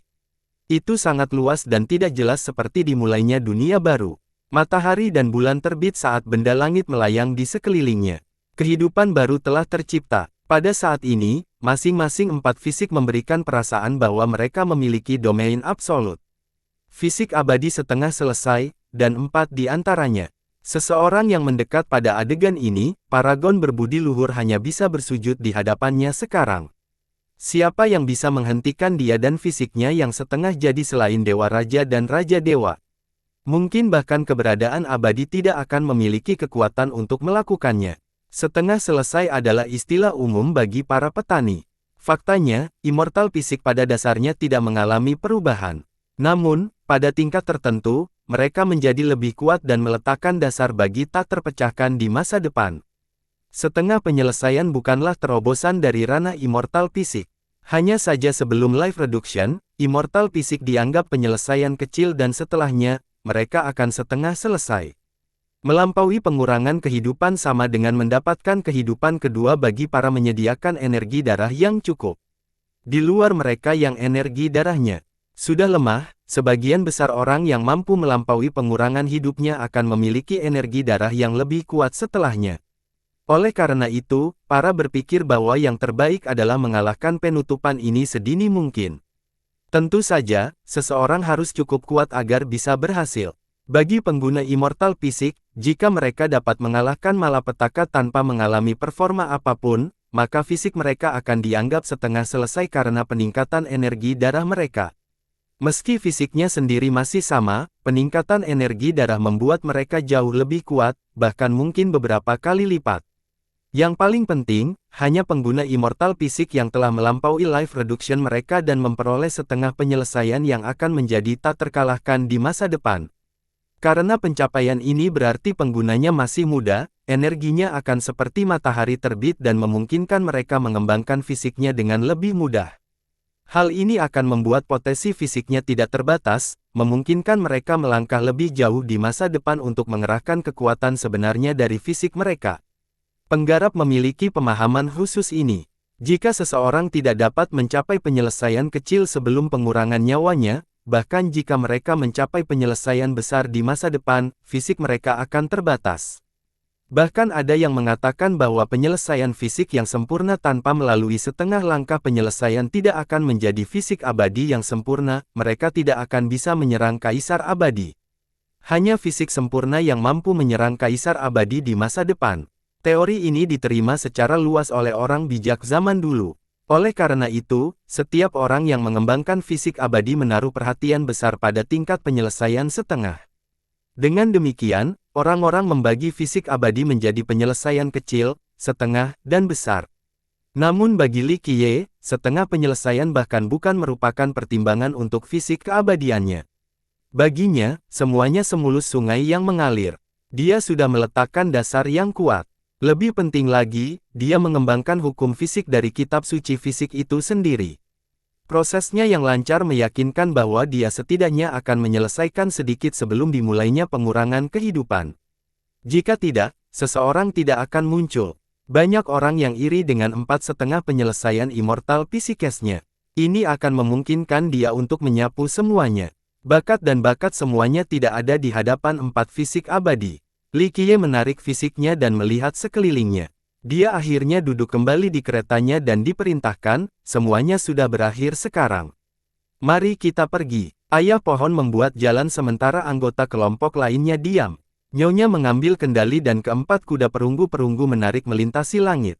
Dengan cepat menghilang ke pemandangan alam di bawah pandangan semua orang. Hanya keheningan yang bisa digunakan untuk menggambarkan perasaan para penonton. Hanya dalam waktu 3 hari yang singkat, begitu banyak peristiwa mengejutkan yang terjadi. Yang pertama adalah kehancuran kerajaan Stony Age, lalu berakhirnya jurang Heavenhoof. Keduanya adalah garis keturunan-keturunan. Jurang itu bahkan memiliki 2 kaisar, namun pada akhirnya tetap dihancurkan. Seluruh dunia pengobatan batu menjadi tenang saat menghadapi rekor pertempuran yang brilian ini. Banyak orang yang menyesali kenyataan bahwa tidak ada orang lain yang sebanding dengannya di antara generasi muda saat ini. Coba pikirkan, Ye Qingcheng menghabiskan banyak upaya dalam perencanaan saat itu untuk mendapatkan julukan nomor 1. Dia telah melawan leluhur dan mengalahkan pesaingnya sebelumnya. Rekor pertarungannya juga cukup patut dijadikan contoh. Namun, pertarungannya, yang paling penting tidak ada apa-apanya dibandingkan dengan Li Qiye. Itu adalah satu hal ketika Li Qiye memilih untuk tetap diam, tapi ketika dia bergerak, hal itu mengakibatkan kehancuran garis keturunan. Dan ketika orang-orang yang mengira kekacauan ini akhirnya berakhir, sebuah berita yang menggemparkan datang dari alam alkimia. Sekte laut yang mengkristal telah dihancurkan. Berita ini menyebar dari dunia alkimia ke seluruh dunia dalam waktu sesingkat mungkin. Banyak yang tercengang setelah mendengar ini. Garis keturunan peninggalan ketiga telah dihancurkan. Dunia ini berubah terlalu cepat. Segera setelah itu, negara-negara besar berhasil menemukan lebih banyak informasi. Ternyata benteng Beastmaster, klan Jian, dan klan Jianlong tiba-tiba bangkit. Hanya dalam satu malam, 3 garis keturunan kekaisaran mengirimkan pasukan mereka dan menginjak-injak sekte laut dengan tergesa-gesa. Sebelum ada yang diketahui, pertarungan mengejutkan telah berakhir. Negara-negara besar gemetar setelah menerima berita ini. Semua orang tahu bahwa raksasa ini memilih menjauh dari dunia luar. Namun, mereka dimobilisasi hanya dalam satu malam untuk menghancurkan sekte laut. Perkembangan ini membuat semua orang merasa gentar. Banyak leluhur yang memahami dan bertanya, Li Qiye. Pikiran ini membuat mereka merinding. Klan Jianlong, benteng Beastmaster, dan klan Jian semua monster ini siap bekerja untuk Li Qiye. Bukankah ini terlalu menakutkan? Mengapa monster-monster yang telah menyendiri selama beberapa generasi ini keluar untuk Li Qiye? Siapapun yang mengemukakan alasan sebenarnya akan ketakutan. Penduduk dunia kecewa karena 3 garis keturunan peninggalan telah dihancurkan hanya dalam 3 hari yang singkat. Kekuatan besar yang tak terhitung jumlahnya memanggil kembali murid-murid mereka yang melakukan perjalanan dan menutup sekte mereka. Banyak leluhur yang hebat memberitahu murid-murid mereka, setiap orang yang bertemu Li Qiye harus mundur. Pelanggar akan dikeluarkan dari sekte tersebut. Jika Anda menyinggung Li Qiye, potong kepala Anda dan mohon maaf, jangan libatkan sekte tersebut. Kekuatan-kekuatan besar ini ketakutan karena mereka tidak ada apa-apanya dibandingkan dengan garis keturunan kekuasaan seperti jurang. Oleh karena itu, untuk menghindari penaklukan Li Qiye terhadap generasi ini, kekuatan-kekuatan besar ini memilih untuk menutup pintu mereka dan memanggil kembali murid-murid mereka. Mereka tidak ingin menimbulkan malapetaka pada diri mereka sendiri. Penghancuran 3 garis keturunan-keturunan dalam beberapa hari membuat dunia pengobatan batu dibatalkan. Nama Li Qiye menjadi mantra yang tersebar di seluruh langit. Hal ini membuat banyak kekuatan besar kehabisan napas. Setelah menghancurkan Sekte Laut, nenek moyang dari klan Jianlong, Benteng Beastmaster, dan klan Jian datang menemui Li Qiye. Pada saat yang sama, mereka juga membawa perbendaharaan rahasia lengkap dari Sekte Laut. Li Qiye hanya melihat sekilas sebelum berbicara, hukuman bagi para pendosa dan pahala bagi para kontributor. Menghancurkan Sekte Laut adalah suatu prestasi besar, sehingga rumah ketiga Anda dapat berbagi rahasia perbendaharaan ini. Terima kasih atas upahmu, Yang Mulia. Para leluhur membungkuk dan tidak berani mengatakan apapun lagi. Nenek moyang dari klan Jianlong dan Benteng semuanya mengetahui identitas Li Qiye saat ini. Nenek moyang dari klan Jian juga mengetahuinya. Tak satu pun dari 3 keturunan tersebut yang berani meremehkan Li Qiye, sang tiran legendaris sepanjang zaman. Mereka semua memahami bahwa meskipun gagak kegelapan Li Qiye tidak melakukan apapun, Legiun Macan pemberaninya sendiri dapat menyapu 9 dunia. Yang Mulia, klan Jianlong saya siap untuk patuh. Di tempat yang ditunjuk oleh keputusanmu. Disitulah panji-panji perang kita akan dikibarkan. Apakah Yang Mulia bersedia menerima layanan kami? Seorang leluhur asal-usul yang menakutkan dari klan Jianlong dengan cepat bertanya setelah melihat suasana hati Li Qiye yang baik. Li Qiye tersenyum dan berkata, "Tusuan, setelah bertahun-tahun, kamu akhirnya berhenti berpikir bodoh dan memiliki pikiran yang jernih lagi." Nenek moyang ini tidak bisa menahan senyum kecut setelah mendengar ini, Yang Mulia benar. Di masa lalu, kami para pemuda sombong dan ingin memprovokasi martabat Yang Mulia, sehingga mengakibatkan pelanggaran besar. Nenek moyang ini adalah sosok yang menakutkan. Dia memiliki posisi luar biasa tinggi di klan Jianlong dan merupakan eksistensi yang telah disegel selama bertahun-tahun. Dia bisa dianggap tak terpecahkan di seluruh dunia, namun dia bertindak sangat hati-hati di depan Li Qiye. Saat ini, semua orang di sini tidak dapat dihentikan selama generasi mereka masing-masing, mereka adalah nenek moyang terkuat dari 3 garis keturunan nenek moyang. Saat ini, rahasia Li Qiye masih belum terucapkan. Tentu saja mereka tidak ingin mengungkapkan hal ini kepada orang luar dan menyimpannya untuk diri mereka sendiri. Aku tidak menyalahkanmu untuk itu. Li Qiye tersenyum dan kecewa, selama puluhan juta tahun, banyak orang yang menantangku. Jika aku mengingat setiap orang, aku tidak akan punya cukup waktu bahkan untuk tidur. Satu-satunya alasan aku menyegel klan Jianlongmu adalah karena kamu seharusnya tidak berpartisipasi dalam penyergapan itu. Kami mengetahui dosa kami. Leluhur Te dengan cepat membungkuk lagi. Klan mereka dibujuk oleh alam binatang ilahi saat itu dan terlibat dalam perang besar itu. Hasilnya mudah dibayangkan. Permaisuri Hongtian membantai medan perang sementara Legiun Macan pemberani menginjakkan kaki di alam binatang ilahi. Satu demi satu God King dibantai. Medan perang itu adalah tempat terhentinya sungai darah berubah menjadi lautan. Pada akhirnya, garis keturunan kekalahan yang bersekutu dengan dunia binatang kalah total, sehingga menyebabkan permohonan dari Kaisar Alkimia 100 kehidupan. Mereka diamuni saat itu, tapi semuanya tertutup dengan sumpah darah. Tak satu pun dari mereka muncul ke dunia setelahnya. Lupakan. Li Qiye mengangguk, klan Jianlong Anda dalam beberapa tahun terakhir sangat bijaksana dengan sikap tertutup Anda. Saya bisa memaafkan kerajaan Alkimia dan Benteng Beastmaster, jadi mengapa klan Jianlong Anda juga tidak? Bawalah sumpah darah ke sini, aku akan memaafkan klanmu. Kami berterima kasih atas kebaikan yang mulia. Klan Jianlong kami akan masuk neraka dan kembali atas perintahmu. Leluhur Tu dengan cepat bersujud dengan gembira. Ini adalah kesempatan sekali seumur hidup bagi klan Jianlong mereka. Akhirnya, Li Qiye mengubah lengan bajunya sedikit dan berkata, kalian semua bisa pergi sekarang. Biarkan Mei Aonan datang menemuiku. Leluhur Tu terkejut setelah mendengarnya dan buru-buru menjawab, Yang Mulia, anak saya tidak memiliki rasa kesopanan. Saya harap Anda tidak mempermasalahkannya. Saya akan membawa kembali dan mendidiknya kembali dengan baik. Tidak apa-apa, Tusuan, aku tidak akan membesarkannya. Biarkan dia masuk. Li Qiye tersenyum dan kecewa. Leluhur Tu tidak bisa berbuat apa-apa lagi. Dia dengan lembut menghela nafas dan pergi bersama leluhur lainnya. Setelah beberapa saat, Mei Aonan masuk. Namun, sebelum dia masuk, leluhur Tu berulang kali memperingatkannya untuk tidak melakukan hal bodoh, jangan sampai dia melibatkan klan Jianlong dan menjadi pendosa klan. Dia hanya berdiri di sana setelah tiba. Dia membuka mulutnya beberapa kali tetapi pada akhirnya memilih diam. Dia ingin menantang Li Qiye di masa lalu, tapi setelah menyaksikan Li Qiye yang tak terkalahkan, dia merasa putus asa. 4 fisik abadi dan 13 istana, apa yang akan dia gunakan untuk melawan hal-hal ini? Oleh karena itu, dia tidak tahu harus berbuat apa saat ini. Dia tidak bisa tampil arogan di hadapan Li Qiye karena kepercayaan dirinya telah terguncang sepenuhnya. Aku tahu kamu ingin menantangku.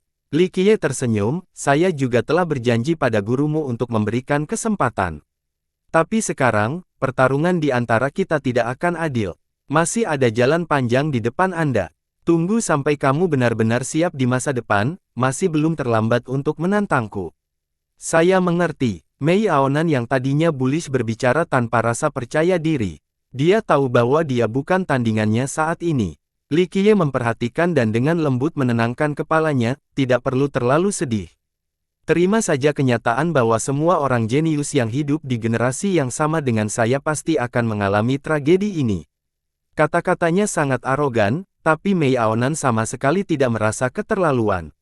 Dia hanya bisa tersenyum pahit sebagai penjelasannya. Aku tahu bakatmu luar biasa, tapi sehubungan dengan hati Dao, kamu bukan tandingan kakakmu. Li Qiye melanjutkan, tekad, ambisi, dan semangat adalah karakteristik yang baik. Namun, kamu tidak menerima seperti saudaramu. Bersaing demi kehendak surga boleh saja, namun tidak perlu memaksakan diri untuk melakukannya. Ikuti kata hati dan Dao Anda selama simpan, ini adalah sesuatu yang Anda perlukan. Petik 2. Jika Anda memaksakan diri ke jalan, maka Anda akan menempuh jalan yang sangat sempit di masa depan. Anggap saja seperti ini, kesuksesan itu baik-baik saja, sedangkan kegagalan juga bisa diterima. Sejujurnya saja pada keinginan Anda. Jika Anda menganggap persaingan untuk mendapatkan kehendak surga sebagai rantai yang mengikat, maka itu akan menjadi tantangan terbesar Anda saat Anda bersaing untuk mencapai puncak. Di masa depan, apalagi menantangku, aku khawatir kamu bahkan tidak akan mampu bersaing dengan saudaramu. Li Qiye berkomentar dengan tulus. Hal ini membuat Mei Aonan cukup terkejut. Dia memandangnya dengan cara yang aneh setelah menyadari bahwa dia membantu, mengapa kamu membantuku? Kehidupan yang tak terpecahkan bisa jadi sedikit sepi. Li Qiye tertawa kecil sebagai jawaban, jika tidak ada orang yang menantangku di dunia ini, mungkinkah itu terlalu berlebihan? Meskipun Anda tidak seberani Jian Wushuang dan tidak secemerlang Jing Xian, Anda memiliki ambisi. Hati yang meraih masa depan yang hebat. Apakah kamu mencoba merekrutku? Mei Aonan tidak bodoh, jadi dia meminta klarifikasi lebih lanjut. Itu tidak bisa dianggap serius. Li Qiye berkata, saya banyak memikirkan tentang Wushuang dan Jing Xian. Sejujurnya, saya lelah merawat orang secara pribadi. Jika Anda bersedia, saya lebih suka membiarkan Anda melakukan apa yang Anda inginkan dan mengembangkannya sendiri. Anda dapat bertindak sebagai musuh saya atau bekerja di bawah saya. Saya hanya ingin melihat sejauh mana Anda bisa melangkah. Dia berhenti sejenak sebelum melanjutkan, juga, saya telah melihat saudara Anda dan saya secara pribadi sangat menghormatinya. Dia memiliki hati Dao yang jernih dan bebas.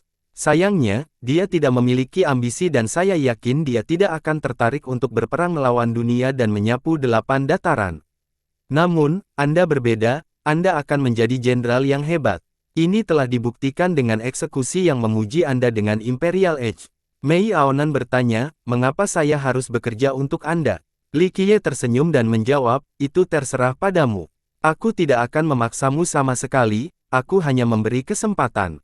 Kamu memiliki benteng Beastmaster, klan Jian, dan bahkan klan Jianlong milikku, bukankah ini cukup?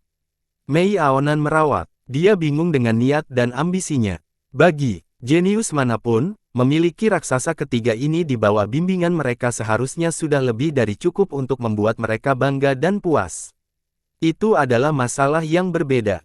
Selama mereka tidak menentang saya sangat senang memiliki jenderal sebanyak mungkin. Tentu saja, saya juga akan dengan senang hati menginjak-injak mereka yang ingin melawan saya. Li Qiye mengungkapkan senyuman tipis. Mei Aonan perlahan berkata, apakah itu ancaman? Li Qiye tertawa menanggapinya, jika, mengatakan, saya ingin mengancammu, maka kamu tidak akan berdiri di sini sekarang. Saya tidak keberatan jika Anda ingin menantang dan bersaing dengan saya demi kehendak surga, perdamaian satu hal dengan baik, jadi Anda memulai perjalanan kehendak surga melawan saya, memikirkan nasib baik akhir Anda. Jika pertarungan tuan-tuan ini, saya yakin hasilnya tidak akan terlalu buruk. Namun, jika Anda ingin melakukan yang terbaik apapun caranya, maka saya harus mengingatkan Anda, mereka yang memilih untuk melakukan hal tersebut terhadap saya semuanya memiliki tujuan yang sangat buruk. Mei Aonan memandangnya dan mulai merenung.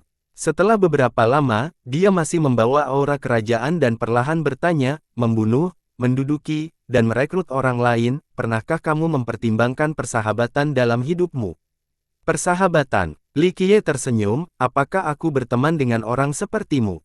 Apakah Anda mengerti saya? Tahukah kamu tentang pikiranku? Bisakah kamu menanggung tahun-tahun yang panjang dan menyiksa bersamaku?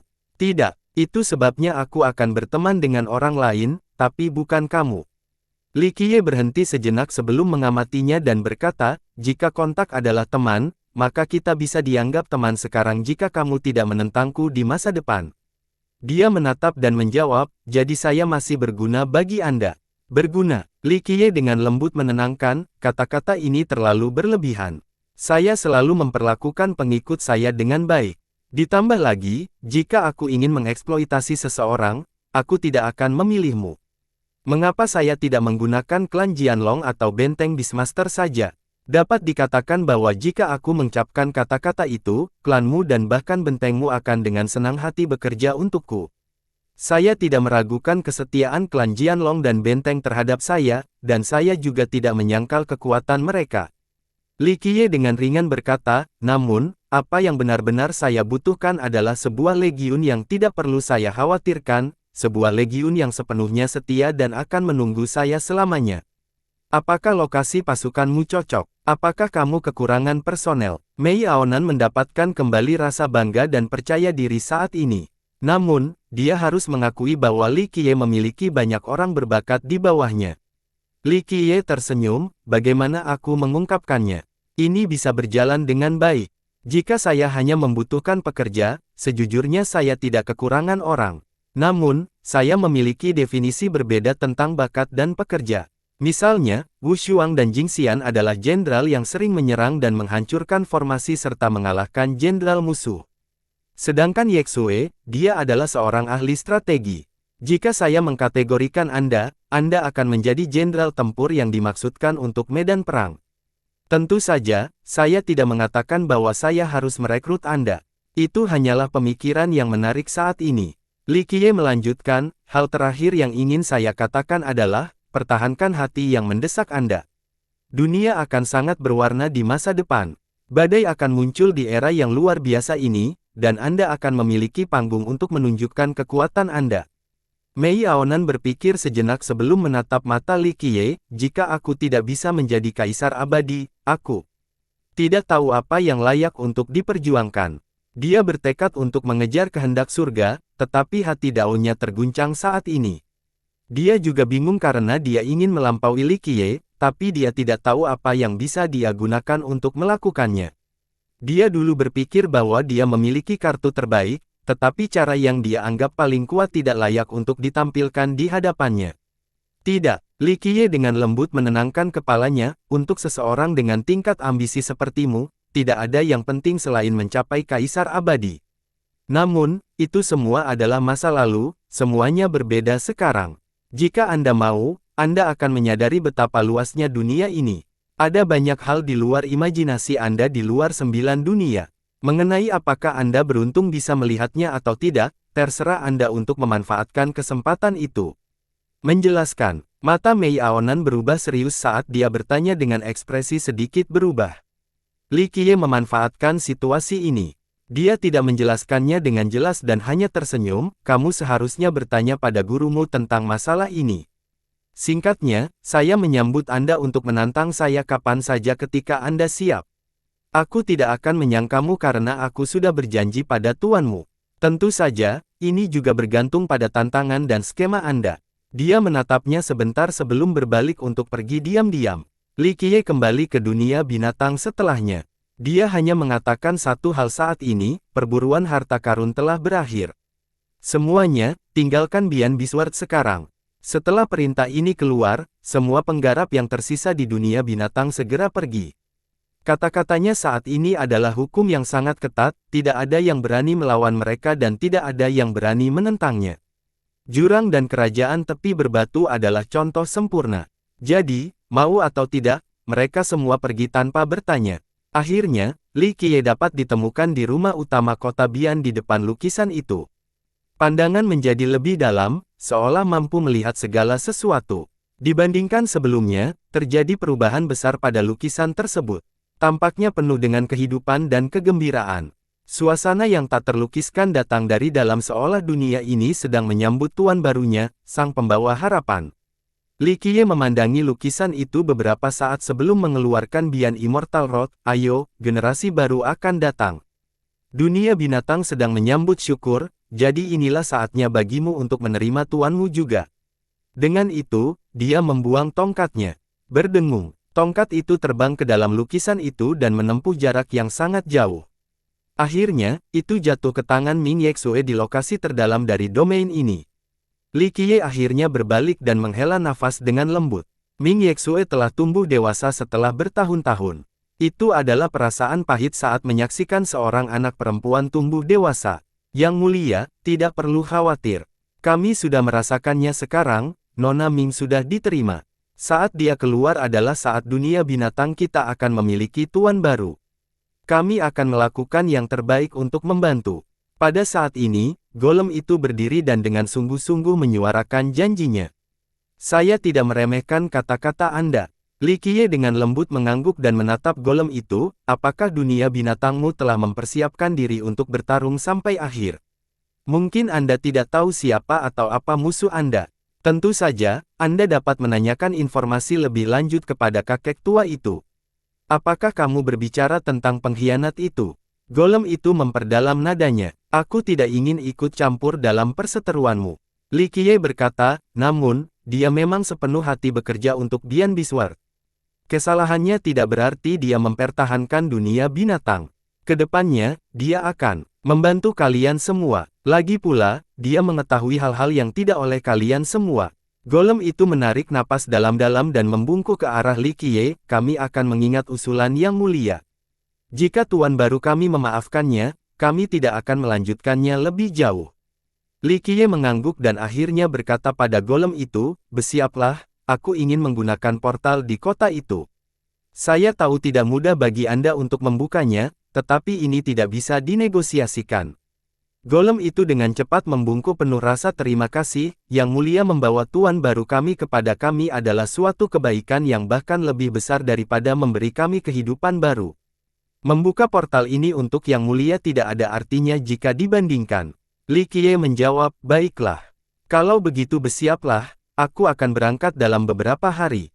Golem itu tidak mengatakan apapun setelah menyetujuinya. Memang tidak mudah bagi kota untuk membuka portal itu. Namun, mereka dengan senang hati membayar harga tersebut karena bantuan penting Li Qiye untuk membawakan mereka tuan mereka. Setelah meninggalkan rumah utama, Li Qiye memanggil rombongan Nyonya Zian. Dia memandangi gadis-gadis itu dan berkata, sudah waktunya aku pergi. Saya berencana mengunjungi Dristone Courtyard sebelum kembali ke dunia Kaisar Fana. Halaman batu kering. Long Jingxian segera menjadi bersemangat dan dengan riang bertanya, bagaimana kalau aku pergi juga? Tidak, aku tidak bisa membawamu bersamaku. Li Qiye menggelengkan kepalanya, ditambah lagi, ada banyak hal yang harus kamu lakukan saat ini. Jangan lupakan janjimu padaku. Dia tidak bisa menahan ketidakpuasan cibiran setelah mendengar ini. Li Qiye tersenyum, tentu saja, selama kamu bekerja keras dan memenuhi persyaratanku, aku akan membawamu ke suatu tempat yang sangat menyenangkan setelah kamu datang ke dunia Kaisar Fana. Dia memandang dan menyindir, sebaiknya kamu menepati janjimu. Li Qiye menjawab, orang lain mungkin menipumu, tapi jangan khawatir, aku benar-benar tidak akan berbohong padamu. Namun, biarlah ini menjadi peringatan, jika Anda tidak memenuhi persyaratan saya akan sangat kecewa. Konsekuensinya, Anda harus siap menghadapinya. Smelly Kie, kamu benar-benar meremehkan orang, tidak ada hukum manfaat yang tidak dapat saya pelajari. Dia dengan sedih menyorotinya. Saya tidak meragukan bakat Anda. Li Kie terkekeh, tetapi saya menangkap tekad Anda. Tanpa pengawasan saya, siapa yang tahu kalau kamu akan malas lagi? Apa istimewanya dirimu? Long Jingxian membalas, tunggu saja, saya pasti akan melampaui Anda. 13 istana tidaklah banyak, aku akan menjatuhkanmu saat kita bertemu lagi nanti. Li Kie hanya tersenyum melihat kepercayaan dirinya. Dia memandang ke arah Jian Wushuang dan berkata, Anda telah mengubah harta umur panjang Anda dan meningkatkan dao memanah Anda. Seni perpaduan antara Anda dan Jingxian juga patut dipuji. Ini adalah teknik yang bisa dianggap unik sepanjang zaman. Inilah saatnya bagi Anda dan dia untuk memantapkan apa yang telah Anda pelajari. Kembalilah ke klan Jian dan berlatihlah sebelum kamu akhirnya berangkat bersama Jingxian. Haha, akulah yang menemukan seni fusion. Long Jingxian sangat bangga dengan teknik mereka berdua ini. Memang benar bahwa hanya seseorang dengan nasib keabadian alami seperti dia yang bisa menciptakan teknik tak terkalahkan dalam waktu sesingkat itu. Li Kie setuju namun juga mengingatkannya, ya, saya harus mengakui bahwa kemampuan Anda dalam menciptakan teknik sangat hebat. Namun, jangan lupa bahwa Anda juga membutuhkan dao memanah Wushuang. Yang mengejutkan kali ini adalah keduanya tidak bertengkar seperti sebelumnya. Akhirnya, dia memberitahu sang nyonya, saya juga tidak bisa membawa Anda ke halaman Dristone. Kembalilah dan berlatihlah di Giant Bambu untuk saat ini. Tunggu sampai mereka berdua pergi, lalu pergi bersama mereka. Ya, Tuan Muda, nyonya menjawab. Li Kie mengangguk, tinggalkan Imperial Draco Bull di negaramu juga. Negara ini memerlukan bantuan negara Anda dalam beberapa hal, namun bawalah bantuan tersebut pada perjalanan Anda berikutnya. Nyonya mencatat pesanannya. Setelah para wanita itu pergi, Li Kie memanggil ayah pohon dan seterusnya, ayah pohon, saya akan kembali ke dunia Kaisar Fana. Anda bisa tinggal di Alpine Mountain untuk saat ini. Saya akan menunggu perintah yang nobel. Ayah pohon itu mengangguk dengan sungguh-sungguh. Li Kie tersenyum dan berkata, ayah pohon, saya pasti membutuhkan Anda di masa depan untuk berbagai perjalanan yang berbeda. Meskipun kamu bukan yang paling menonjol di antara para God King di 9 dunia, kamu pasti memiliki energi darah yang paling kuat. Bahkan di masa depan, kamu bisa bersaing dengan calon kaisar. Saya menantikan hari itu. Ayah pohon tersenyum dan sedikit menjadi bersemangat. Meskipun murid-muridnya dan murid-muridnya tersebar di seluruh dunia, dia selalu terjebak di gunung. Diizinkan keluar membuat darahnya mendidih. Saya hanya bercanda. Tidak perlu meremehkan diri sendiri. Yang aku ingin kamu lakukan bukanlah melawan calon kaisar. Li Kie menghela nafas dan menenangkan, apa yang kuharapkan adalah di masa depan, kamu akan bisa menyerang kaisar abadi dan memimpin sebuah domain untukku.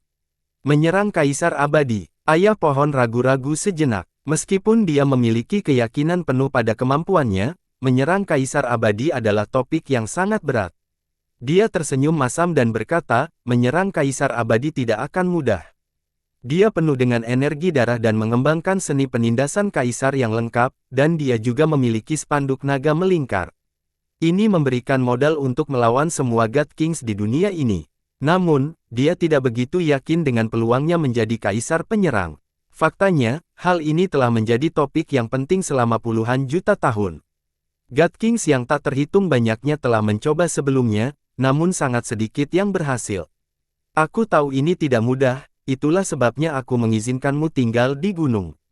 Saat ini, Anda perlu menerobos rantai tingkat leluhur berbudi luhur dan batasan Grand Dao untuk menjadi kaisar penyerang. Bangsawan muda, sejak awal mula, penyerang kaisar sejati jumlahnya hanya sedikit. 1 atau 2 yang keluar di setiap generasi sudah luar biasa, menerobos alam leluhur berbudi luhur sama sulitnya dengan menjadi kaisar abadi. Ayah pohon itu mengeluh sambil menghela nafas. Leluhur berbudi luhur adalah alam tertinggi dari paragon berbudi luhur di jalur era besar. Orang-orang di dunia juga menyebut para ahli di bidang ini sebagai God Kings. Tentu saja, hanya God King sejati yang telah mencapai wilayah ini. Banyak God King yang memproklamirkan diri masih jauh dari mencapai level leluhur berbudi luhur, seperti kaisar yang tak bisa dipecahkan.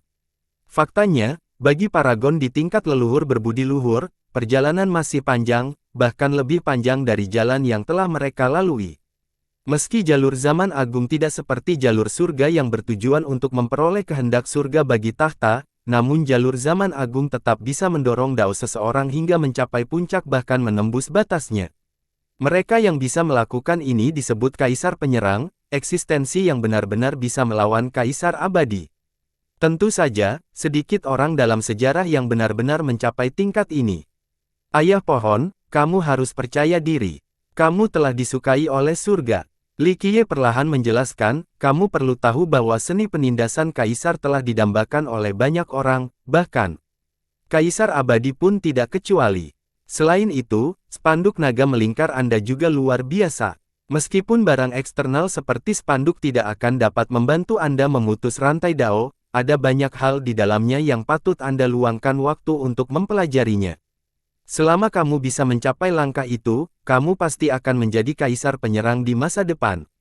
Ayah pohon menarik napas dalam-dalam dan dengan sungguh-sungguh berkata, saya akan berusaha sebaik mungkin untuk tidak mengecewakan Anda. Tidak, Li Qiye dengan lembut menenangkan, kamu seharusnya mengatakan bahwa kamu akan menerobos rantai dao. Generasi berikutnya akan melampaui imajinasi Anda. Anda harus memiliki kekuatan itu jika ingin membantu saya melewati semua rintangan. Bagimu, menjadi kaisar penyerang bukanlah tujuan yang dibuat-buat, itu adalah sesuatu yang sepenuhnya berada dalam jangkauanmu. Menyerang kaisar abadi tidak berarti seseorang bisa mengalahkan seorang kaisar. Paling tidak, mereka harus memiliki kekuatan untuk melawan seorang kaisar. Misalnya saja, itu hanyalah sebuah bualan belaka ketika seseorang seperti kaisar yang tak bisa dipecahkan mengklaim bahwa dia bisa melawannya. Meskipun dia memiliki fisik kristal, dia tidak memiliki kesempatan untuk melawan dan hanya bisa ditekan oleh kaisar. Ayah pohon tidak bisa menahan diri untuk tidak melihat ke arah Li Qiye dan tersenyum, bangsawan muda, kamu pasti akan menjadi kaisar abadi di masa depan, namun kamu ingin aku menjadi kaisar penyerang. Apakah kamu menyuruhku untuk menantangmu? Li Qiye tersenyum menanggapinya, ayah pohon, kamu terlalu meremehkanku. Di mataku, kaisar abadi hanyalah permulaan, langkah pertama. Ditambah lagi, aku ingin kamu menjadi kaisar penyerang bukan untuk menantangku. Targetmu adalah para dewa di surga. Demi Tuhan, mata ayah pohon itu berputar saat dia kembali kata-kata tersebut. Tentu saja, ayah pohon memahami bahwa para dewa yang disebutkan oleh Li Qiye bukanlah para dewa. Akan ada pertempuran berdarah di luar imajinasimu di masa depan. Li Qiye dengan sungguh-sungguh menyatakan, ini akan menjadi era yang megah dan megah yang belum pernah disaksikan dunia ini sebelumnya. Pada saat pertarungan sesungguhnya, pencapaian Anda saat ini tidak layak untuk disebutkan. Bahkan jika kamu menjadi God King terkuat, itu masih belum cukup. Kamu harus memutuskan rantai dao dan menjadi God King yang mampu menyerang kaisar abadi. Jika Anda tidak dapat mencapai langkah ini di masa depan, saya khawatir Anda hanya akan menjadi serangga di mata orang lain. Mereka akan menghancurkanmu menjadi berkeping-keping. Li Qiye berbicara dengan tegas. Kata-kata seperti itu akan membuat orang lain tidak percaya. Bagi semua orang, God King sudah menjadi yang tertinggi dan bisa dianggap tak terpecahkan. Namun, Li Qiye tidak puas dengan hal itu dan bahkan menganggap mereka sebagai serangga, ini sungguh mencengangkan. Ayah pohon tidak menanyakan siapa yang dimaksud dengan mereka. Dia menarik nafas dalam-dalam dan berkata, yakinlah, bangsawan muda, tidak peduli seberapa keras rantai Grand Dao itu, aku akan menghancurkan segalanya untuk menghancurkannya. Kata-kata Li Qiye telah memicu ambisinya. Dia bersedia mengambil risiko. Baik sekali. Li Qiye mengangguk, hanya pada ketinggian itu kamu dapat melihat warna sebenarnya dari dunia ini. Ini akan menjadi lebih cemerlang dari 00,000 tahun yang lalu. Begitu kamu bisa bertarung melawan para dewa, kamu akan mengerti apa itu tak terpecahkan. Ayah pohon itu mengangguk dengan tulus. Saat ini, dia sudah merindukan hari itu, hari di mana dia berdiri di puncak dan memandang ke bawah pada era yang hebat. Itu pasti akan menjadi pemandangan yang tidak ada duanya. Setelah mengurus semuanya, Li Qiye berencana berangkat ke Dristone Courtyard. Dia tidak membiarkan siapapun yang mengantarnya pergi, termasuk para wanita. Dia memilih untuk pergi sendiri. Para golem di kota Bian telah menyiapkan portal untuk Li Qiye. Li Qiye melirik sekilas ke lukisan di rumah utama untuk terakhir kalinya sebelum dia pergi. Yang mulia, Anda bisa berangkat sekarang. Golem itu bertanya, halaman Dristone berada tepat di luar portal ini, apakah kamu siap? Li Qiye berkata sambil mengangguk, aku tahu betapa menakutkannya halaman ini, tapi jangan khawatir, aku sudah mempersiapkannya dengan baik. Golem itu membawa Li Qiye ke portal. Di depan pintu masuk, Li Qiye melihat ke portal spasial misterius dan berkomentar dengan nada emosi, sejak berabad-abad, mereka yang bisa membangun portal yang jumlahnya tetap stabil sedikit. Di luar beberapa keberadaan legendaris, hanya pengguna Space Scripture yang mampu melakukan ini. Portal ini sungguh menakjubkan, tapi tidak bisa menuju ke lokasi legendaris itu. Golem itu mengeluh. Li Qiye dengan malu-malu berkata, ini normal. Selain Kaisar Abadi, tidak ada yang bisa pergi ke sana, tidak mungkin untuk bebas bepergian ke tempat itu. Golem itu menyatakan, namun, yang mulia adalah penumpangnya. Anda bisa naik ke sana dan turun kembali. Li Qiye hanya tersenyum. Dia tentu saja tidak akan membocorkan rahasia ini kepada orang lain. Dia hanya berkomentar, jangan khawatir, Anda juga akan dapat melihatnya di masa depan. Bersabarlah. Golem itu mengangguk dan tidak mengatakan apapun lagi. Dia akan menunggu hari itu tiba. Yah, kamu masih punya banyak waktu. Saya tidak akan menjulurkan terlalu banyak sekarang karena saya harus pergi. Li Qiye melirik portal lalu melangkah masuk tanpa ragu-ragu. Dia langsung menghilang. Setelah Li Qiye pergi, golem menutup portalnya. Dia kembali ke rumah utama dan berubah kembali menjadi patung, tidak ada yang tahu bahwa dia adalah makhluk hidup. Di sisi lain, Li Qiye muncul di depan pintu masuk halaman setelah memasuki portal.